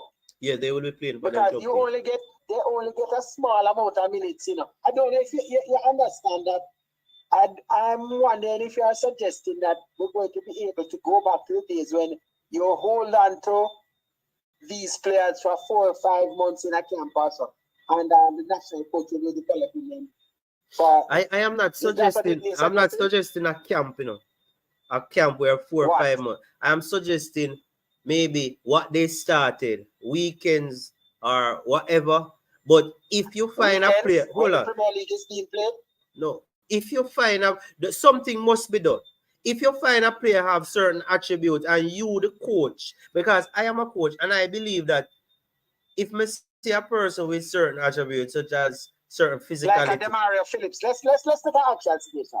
Demario Phillips, he's one of those that I think he's local and he's here, right? Yeah, they have found that Demario Phillips. What happens after? No, if they want Demario Phillips to play a particular position, but yet still tactically they recognize that Demario Phillips does not have that tactical awareness, then why is it that the national coach can't take that person and spend time and fix that? Hold on now. You have raised a good point there. No, Demario Phillips doesn't have that tactical awareness in certain aspects of his game, because we all see him go there running up and running, but where does he spend the majority of his time? Right? First thing, isn't it with his club team?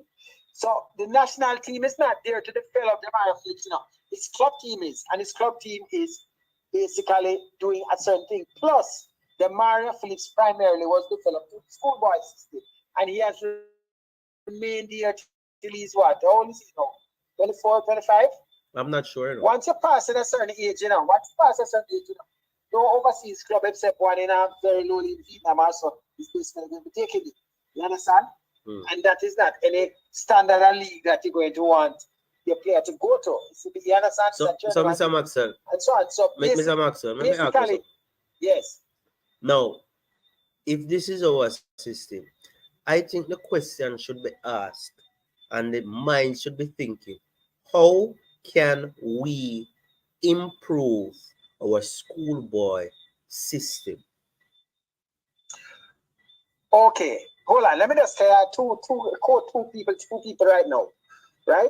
I'm going to quote the president of ISA, and I'm going to quote Andrew Price. I was able to be about this. I'm going to play the clips. The president of ISA has made it clear that schoolboy football is not there to produce professional players.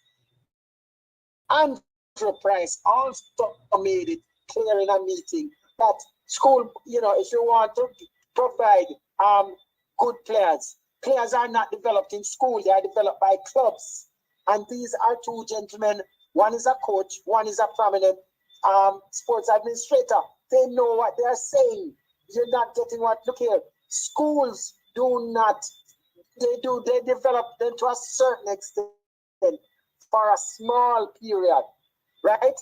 When look here, to be a player for an elite player, you can't be playing.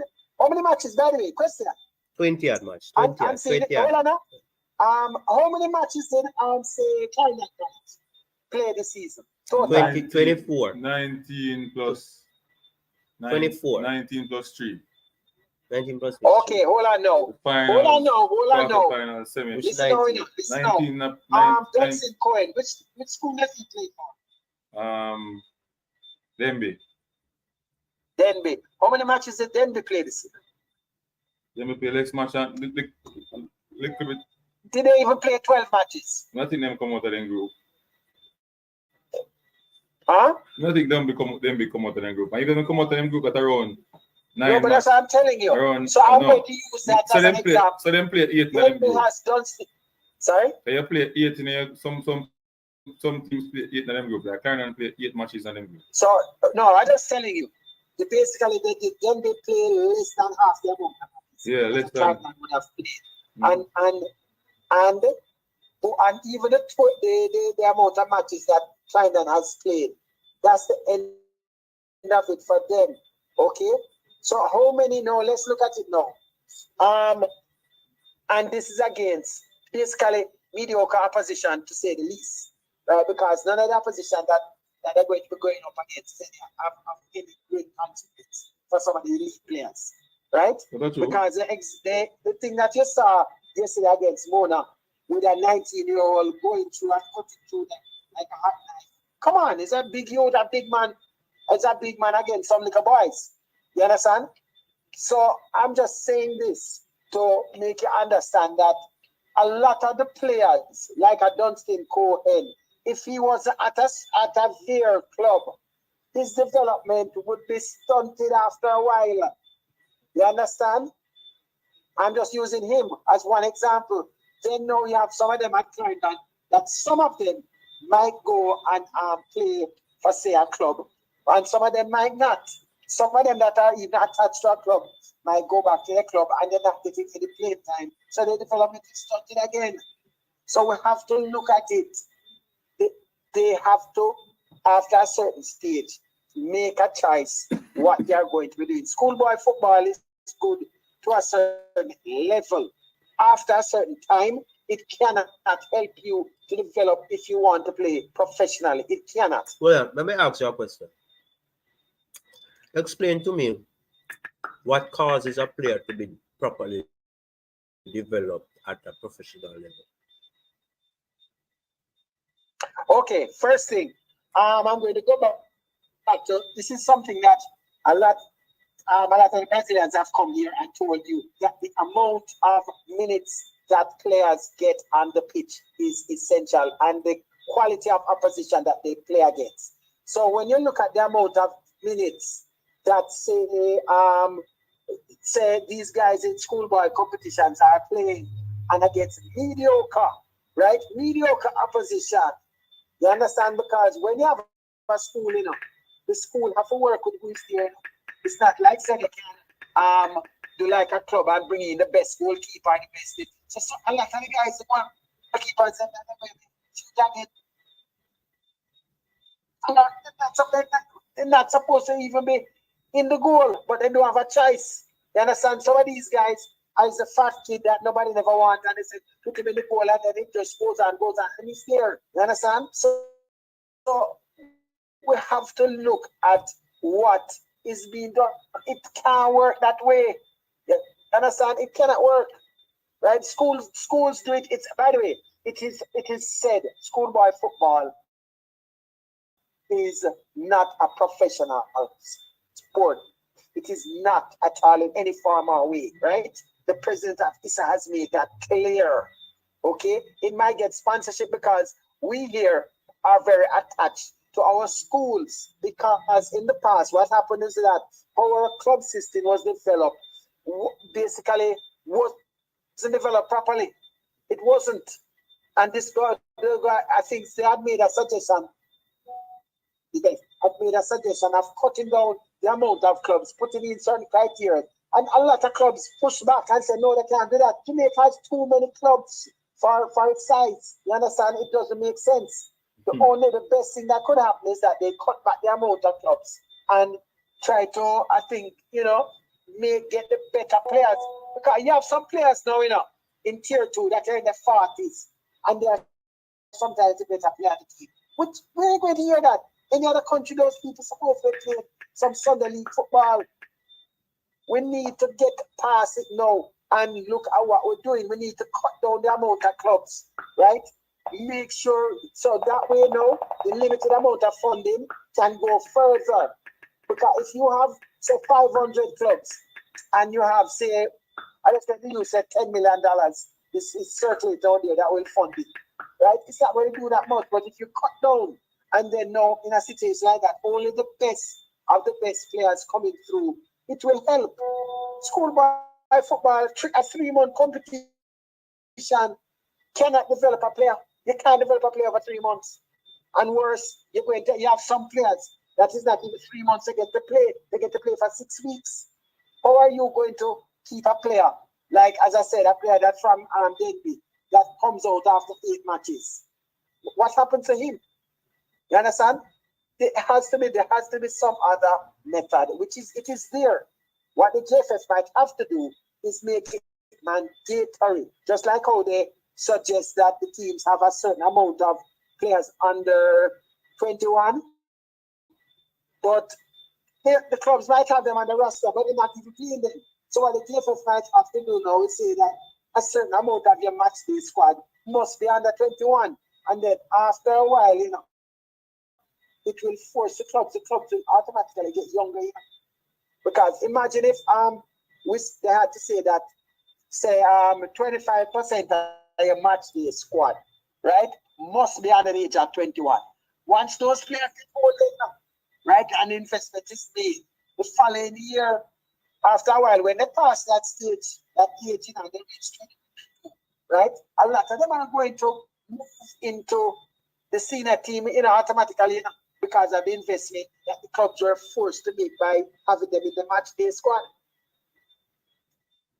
So that's one of the things we have to do. There's no way 3 months cannot compare to 9 months football. So if I am doing something, say look here, say I'm learning to be a carpenter. You hear me? Yeah, man, we are here, man. Yeah, man. Right. Say I'm learning to be a carpenter, and I just got into as an apprentice. I go into the furniture shop with this man here, and I only do it 1 day per week. And I have another person that go in there every day. We can go and learn quicker and go and develop quicker at his skill. Say that again. Huh? Say that again. If I am an apprentice carpenter, and I go to this carpenter and spend 1 day per week, and another person goes there and he goes there for 7 days a week, who is going to develop his craft quicker? What to spend 7 days? Simple thing. So if a schoolboy footballer spends basically say 3 months football compared to another youngster that is going to spend 9 months football, who you think is going to develop more? 9 months. This argument done. But I will say something. I tend to disagree with you in regards to the teams I'm only playing for 3 months. Because most teams start to train and stuff from about May, and then they go in camp in July. June, July. Yeah. Come on, let's say so. We have the 1 and 2 outside. No, we're talking about the little majority school. We're not talking about the big school. The majority of the schools will start camp July. The Yes, better school then will start earlier. My school is a traditional school, and generally not July till it starts. A lot of them. You have some that do a little background work before, but the majority of them don't. Right. Majority school do a little background work. He will start playing in some little community leagues or like D1 and etc. So, and that's the exception. But look here, you know what you're doing when you're doing that now? You make it even worse now, because a Premier League club, basically now you're going to say them have almost 11 months now, so that you're killing yourself even more there, because they have preparation before the 9 months of football. I'm not. So you're killing yourself there. No, my point. They have their preparation time also. My point is, which adds on more time than the 9 months. This is my point. You understand? That is basically happening now. You're killing yourself with the argument, because when you add on that little time there, and then you add on, so now it's going against, say, 5 months per se against say almost 11 months. Mr. Maxwell. Yeah. Mr. Maxwell, I'm not. All I am saying, and I am going to say it again and again and again, we need persons at the helm to start to think out of the box. The existing situation in Jamaica is what it is. Persons need to say, okay, majority of the school is going to come out of the competition at this time. You have some players in certain schools who have potential. Now, JFF need to say, okay, what can we do to get these players involved in football for playing a longer period and bridge that gap between the amateur and the professional system? Under 21, I need to bring that back. That is where somebody need to start say, okay, make we do it this way. For argument, for argument's sake, Mr. Maxwell. Let me say this. Let me say this now, Mr. Maxwell. For example, off of my head, may I just start talking now? Off of my head, if I was JFF president, I would have come with a committee and say, why don't we not start a zonal schoolboy competition? After the zone. But you're going back to, hold on there, stop again. No. You're going back to the same foolishness. Hold on. But you don't hear what me say. You don't hear what me say. Leader, and hold on. You don't hear what me say. You don't hear what me say. Hold you're going back to some schoolboy thing. No, you're not hear what me say. You're not here. You need to just listen to what me say before you're coming. Go on. I am saying the zonal. What I mean by the zonal is that you would have a set of committee where you pick players from that zone. So zone K, then pick a set of players from, and you have that come as a coach where the JFF tend to that zone and say, okay, prepare these boys. Not related to school now. It come out of the school hands. You mean like an all-star team? Like an all-star, a zonal all-star. Something like what they had a couple of years ago when I'm trying to remember, they had a competition like that. It was also, for me, at first, it never made much sense. It was like, say, some parish teams, and so you had some players that played in it, and it was a farce. It never made much sense as far as I tried. It probably gave a little exposure to some other youngsters. Why did it make any sense? You know what the commission talk about? I think it was a digital. Sportsmax elite something. Sports factor, right? That league. What? No, but before we bash that thing, we need to look at it and say, why did that league fail? It failed because it was almost a farce, because it was not, in some cases, the best players playing. No, you understand? Right away, that need to be. You need somebody who select players.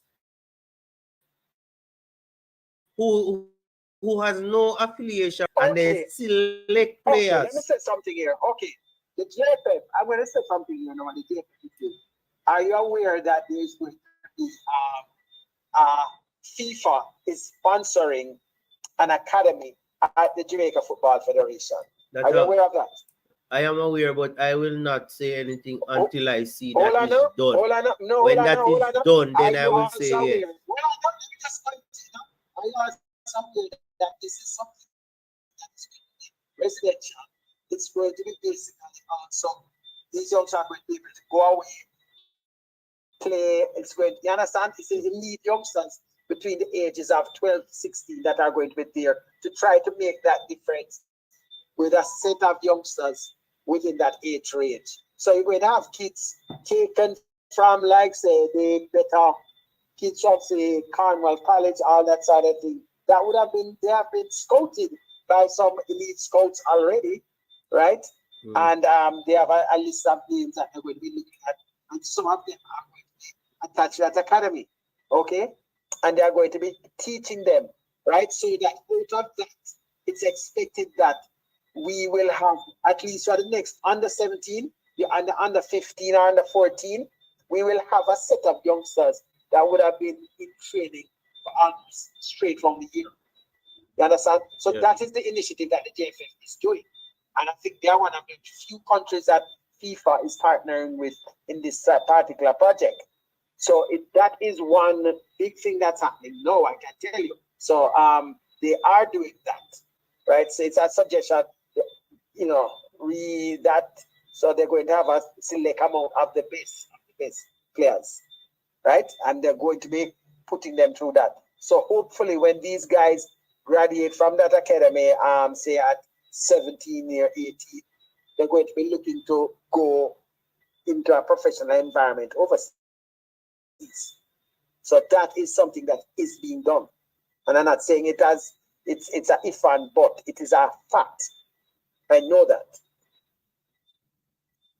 So that aspect will take care of some of maybe a certain amount, but you're going to have another set of kids now that we need to have something there for them.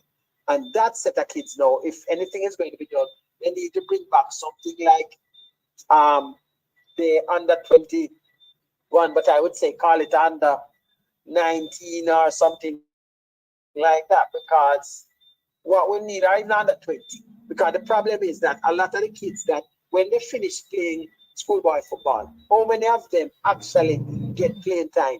They might be attached to club and they might be sitting down, and then they get frustrated and then they just stop. You understand? So we need to move away and give them the opportunity. The other thing that the JFF might have to do is force the clubs to have them meanings to have 25% of your match day squad are these youngsters, not just register them in the club, and they are there, you don't use them. You understand? Because right now what happens is that the JFF allows you to have five amateurs under the age of 21 or so, 20 or 21, right? They allow you to do that. But most clubs don't you.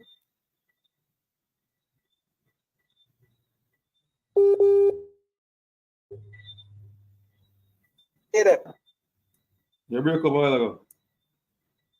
Yeah, no, I said most of these clubs that actually have these young players, you know, they don't play them. And then the next problem is that a lot of those so-called stars from schoolboy football do not even try to go out there to get involved in those higher leagues, because for them, the amateur league that they just played is enough. You know, they get a lot more hype out of it, and it's harder to, because you have to remember, they are competing against sometimes 15-year-olds and 14 and then now 16 and whatever. So that when you have a 19-year-old going and just chopping say a 16-year-old to pieces and making him look stupid, it's really not a big deal, you know, because he might be doing it here, but let's see how he does it against big men. Show me that you can do it against big men. And then I will say yes. I made that statement last night when I look at the same youngster and I say, hold on, let me see him do this in the Premier League, and then I will say, yeah, he looks. But I love him as a player. But let's see how he does at a different level. And I think that should be the benchmark for somebody that's 19 years old. 19 years old, he's not even supposed to be in Jamaica now if he's that good. You understand? But I'm not supposed to be not starting. He should be starting in the Premier League. So I'm hoping that by if anything gets me so we'll be seeing him pushing into the honest starting team. Right? Because if he can't, something not looking right. Or he's not a first choice person coming off the bench. Not going to be looking right. Oh. Because I can tell you, some of the defenders that he was taking to pieces are guys that are 16, 17. So come on, you know, it's like you have Unseen going out there and playing your technical kids and just tapping them apart and things like that. Hey, that don't mean anything. Come on, people have to know. That's one thing, you know, when I go and look at youngsters I playing, the first thing I want to know, sometimes I might see a youngster here and one doing all sorts of things. How old is that youngster? Right? And then they might say, oh, he is 16. And then, oh, the other youngsters are what, 14? And then right away, I can evaluate all of them differently. So if there's a there's a center half there that the big 16-year-old is taking him apart. But from time to time, that youngster is winning a couple of tackles against him and so on. I am going to give that youngster a longer look, because you say, hold on, he is doing fairly well against this other person that is much older than him. And a year or two in a youngster's development, youth development, is huge. That's what a lot of people don't understand when they're looking at these things. All right, so. All right, Unseen, take over. Nice talking, Mr. Maxwell. So Maxwell, Yeah, man. you look like you do the job when we couldn't do it. Yeah. What job that is? Yeah, man. You know, really change your mind on some of the way we look on the football. You understand? But big up yourself, Errol McDonald. Bless up and seen. Why don't the club start up an under 21 league? Yeah, you know, JFF has started now. That they try to put that in place. All right. So this is what I'm gonna say. We can't move away from schoolboy football, so like on a big scale yet, because we not put in place nothing, so we can move away from it. You understand me? We not have an elite under 20 league in the country. Yeah. We know say every Sunday we can go look at some young youth. We know a top player, or some schoolboy players, because schoolboy football will always be playing. Yeah. Because based on the ties that we have with school, because we want to school well. But right. You can believe, say, if we have an under 20 competition where, say, right after schoolboy football, January it start, go right till when time Premier League done. October it start. Can't start October. They now get the players. That's the issue. You won't get the schoolboy players to play for the clubs. 80%. No, hold on there. You don't have to. Hold It on. really That's matter. the next problem you keep saying. Hold on. Answer it. Yeah. How many players? Okay, make a look at something. Last year, right? How many players left start playing schoolboy football that are 19? You have some of them, you know, like the kind Dixon, etc. That's out there that are 19-year-olds born after September. But how many 19-year-olds are there out there that they can't play no more schoolboy football this year, right? That are out there that not playing. That's the first thing you will look at. What happened to those guys? They can't get the playing time nowhere, you know. Them now get. Early in the year. Them now get playing time for them. Some of the clubs them not getting no playing time either. So them progression are gonna stifle. So what you need then The is League, for those guys, you can start a league, you know, for those guys that are 19, 20. There are holy Poland. You know how many 19 and 20-year-olds that they have out there that just finished playing schoolboy football? You have some of them that maybe even 18 that that basically don't have a chance to play anymore.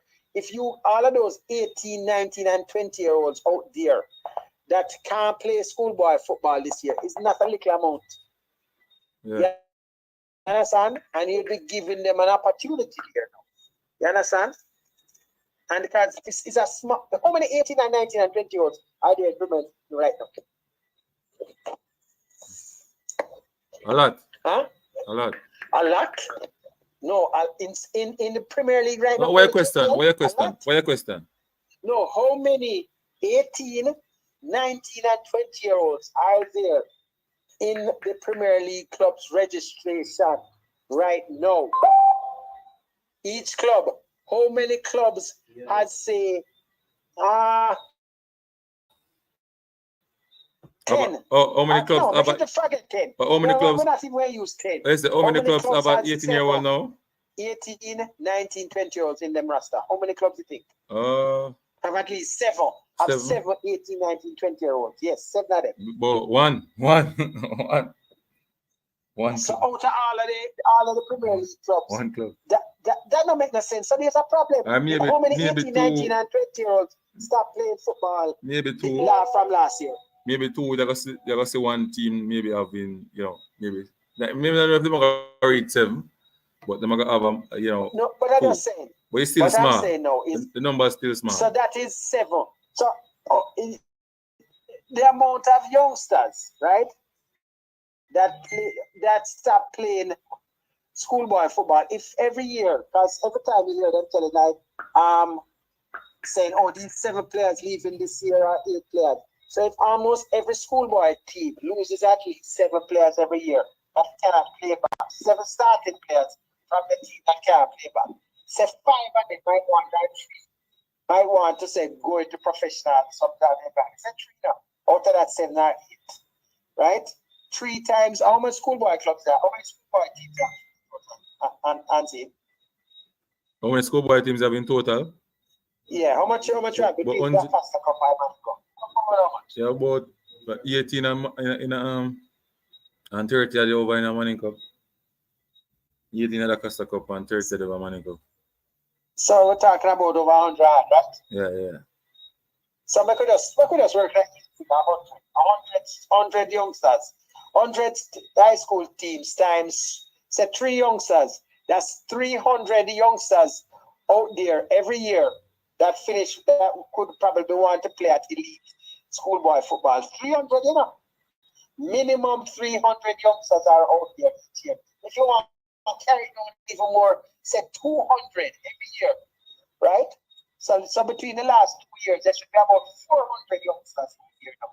Who and when you check the Premier League clubs, how many of those you're going to say 400 players out there that basically they don't have the opportunity of getting into NLGPL teams. But you understand something is wrong. In 2 years, you have at least 400 players that cannot get into. They can't move from the school system. That's it. They hit the glass ceiling and that's it. Because there's no opportunity for them. Because the clubs them just not giving them that chance. So basically the club system is fixed in Jamaica too as well. They need, the JFF need to force the clubs. They're going to need to force them to do what? Put, you know, we tell them, say, listen, they're going to have to make, say, on a given day, 25% of your team must be players. So why not force the club? Why them don't force themselves to organize one under 20 league? No, you're not hearing what I said. Listen, no? The under 20 league is one team, right?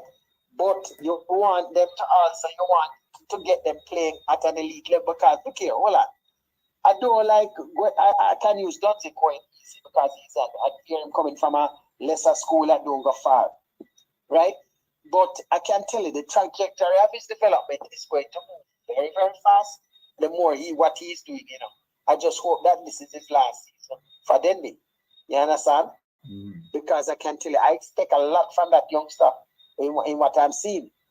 You understand what I'm saying? Yeah, I say, man. But the clubs. I make a point. Some of them, you don't want it to just play under 20. So, no, but you don't understand. All right, listen. I remember when we have the under 21. You have players who play under 21 and them step up into the big team. Especially when I watch Kansas bring it up play back in the days. Yeah, you have this player we are dominating under 21 and them step him up into the big team and him play. And then them put him when them reach when them have big him still play the 2 leagues. Them. I can go further than that. So what is wrong with the under 20? They need the under 20. I remember when there was Tivoli Gardens, they were in the under 20 CASAF or the under 21, I'm not sure. But Tivoli won, and the team was consisted of Ricardo, Tejans, and pure a young talented team. And that team took the whole competition by storm. You understand? I remember that team. I think. Understand it was this kind of under 20 team. This is what I was saying. I don't believe the governing body should dictate to a club in their professional settings who them supposed to play, right? When are them, what the governing body should do is to prepare a youth program that will enhance the growth and development of the players in the country, and then listen how them can put restriction in it now and say, all right, we need the age group of fair play this and that amount of time or whatever. They can put restriction there, but not at the elite level. Not at the supposed to. Look here. The first thing we talk about. We can't spend my money and you come dictate to me and tell me. No, the thing is, you hear what I say? The first thing we talk about when you're going with that is money. And does the GFF have the money to do such an expensive venture? That is. You understand? They're getting the money to do our academy, which should be about 30 and 40 players. No, but the league. But listen, the league will not be a league where it will run from in my estimate, the league, all right, based on when me here, the technical committee chairman said, the league now run from October, but to know when Premier League done. It will start from January, maybe February, until when Premier League finish, right? That's what really gonna happen. You tell me say JFF can raise some funds for that. Look how much money Look how much money in Reneville just pumping a cassava football when we look like you're not going away. Well, look here. I can't say right, I can't say much. Because them not do, so which part in football I go? I come like a corner league football. Look here. Still, that is from one set of players. I want to see some of those players playing against the look here. I want to see them playing against the tougher opposition too. Because then again, look here, what you saw me with the under 21, you know. Under 21, some teams that have some 14, 15 year old have played there, you know. And it almost became a fast with some of them too. So I need to have some of them still playing at that better standard. You understand? Yeah. That is one of the things I want to see. Because one of the things that we had a problem with under 21, there was really the relegation in that stuff. You understand? You just played. The only way you get relegated is if you play. So I remember one year, Medieval won the league, but they had to drop out because their team dropped out. Well, you understand? Well, nothing wrong with that. No, what needs to happen, you know? No, what should happen, you know, is that it has to be like a separate thing. So you have promotion and demotion. Well, you can do that as well. Anyway, you want structure. Yeah, it can be structured, but as I said, it should basically be almost like a reserve league, you know. So, it can serve to expose players to youngsters a chance in the senior setup, and sometimes, the time it takes for some of them to filter from the junior to the senior, it takes a while. You understand? But it's just one of those things that we need to change because our football culture needs to change. Yeah, we have to move away from the schoolboy system. But we can't move it just like this. As in, not move away, move away, and not. What we mean is that what own us is our benchmark is schoolboy football. So we believe that our players who dominate schoolboy football for a straight national program and start. We have to move away from that. That's impossible. I have elite player in England, in the Premier League. You just not add up. Yeah? You just not add up. And that when me hear people say, boy, this player for the National Premier League, Whisper make it baby. Better Whisper better. Hold on. Let me say what. Sure. Those people might want to say some of these youngsters should be in the national scene. You know what? I call a name like if I call a name like a youngster, I wouldn't say to go in the national scene, but I know for a fact he's way ahead of almost any single schoolboy out there right now. Who that? I don't think Christopher Ainsworth. Of course. He's way ahead of any of them there right now, development-wise and all of that. And I wouldn't say he's ready for the national senior team, but because there's a hype now around some of these other youngsters that beat up on some 15, 16, 17-year-olds and say, yes, I do that. Beat up on the 90, the 20, 21, 26-year-old player them. You understand? So like a Kaim Dixon there that the way. Let me see him do this against a Moses and McLean. Then we can say, okay, this youngster looking good. Impossible, you can't do it. That's not possible. You understand? That's not possible. No, but that's what I'm saying. I don't know. Maybe when he gets his stuff, going here and take them apart just to see him. No, if he can't. It's not possible, no. I'm just telling you. Maybe 1 year, maybe the fact that 4, 5, 6, 7 matches before him can learn. 8 match. Well, I'm just saying the mere fact that he might have that he can replicate that as regularly as he does it against the 15, 16, 17-year-olds, right? It will also tell a lot about his own development. You understand? Mm-hmm. So let's see how it goes. But as I said, the JFF is putting something to their account, right? The FIFA sponsor the account. They are looking at players from all over. They have players from all over the country. You know, they have various scouts that have done it. So it's just a matter of time before everything is implemented. You know, it takes time though. Yeah, boy, this topic here, may I tell you, a big topic. Yeah, me say, you know, I really step on some people can. And it not gonna stop. You know, not gonna stop. Not gonna stop. Anyway, I'm gonna ask a question already about the Champions League. So we pass that. Yeah. How far you think that team here when the 60-man squad drop? How far you think we can go into the competition? I think we should go into the next round with the seeded teams. How far? Which team? How far I think this under 20 team can go when assemble? We don't know the team yet. Based on the 60. We don't know the team. Man squad. We can call out some players. Based on the what? I'm sure we can call out 10 players we are going to get lucky. I'm sure we can call out 10 players. I don't know it. I don't know. No, you don't have to say it, you know. Unseen Sports can say it for you. Alright, well, I can't say anything. Yeah, I know you can't say it. So I can't say comment on it at all. But me can guess and get it right.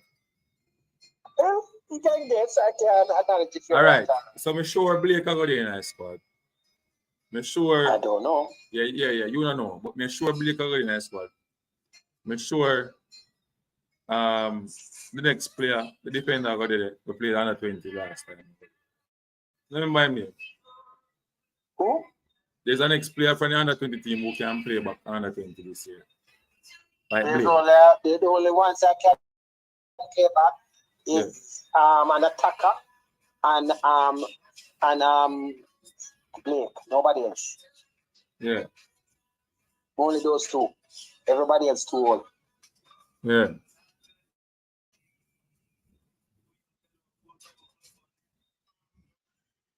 So I don't know who else. Oh, there's a young. They count in England. I can't locally.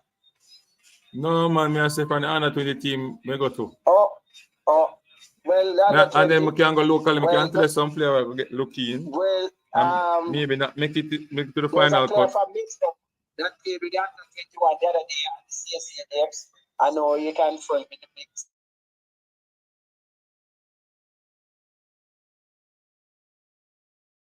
Right. You no call a name, make Unseen call name. You know, I get it. Make Unseen call a name. Mm-hmm. You never tell me nothing, you know. I will me a guess. Or guess me a guess. Yeah? So at the end of the day, if you don't want to be on the platform, I call a name, that's okay.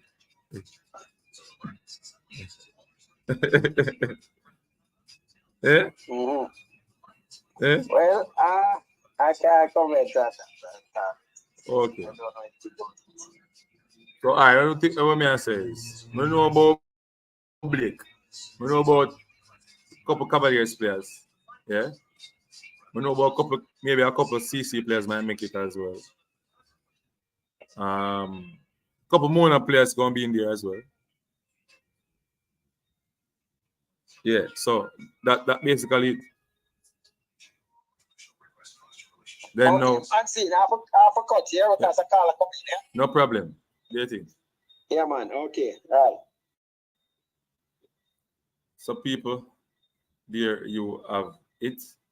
Unseen Sports will end the live now. Whether riveting conversation with the leader, also El Futuro passed by in the studios to give his his 2 cents on the matter. So people over on TikTok, I will end the live over here. Big up on yourself. Thanks for coming on again. We're building the platform, building the TikTok platform. Hopefully, in a couple of weeks or a couple of months, we'll have a lot of people over on TikTok watching the Unseen Sports Talk Boss podcast, talking sports. You understand people on the topic? Jamaica U20 national team progression. John Wall speaks. Here, man. Anyway, over on TikTok, we're ending the live.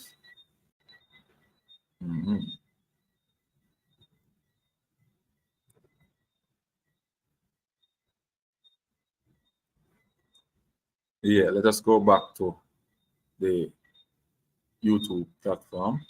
So whether interested conversation, people, thanks for coming on, thanks for giving the support. You know, we haven't have a lot of people for a couple of while now.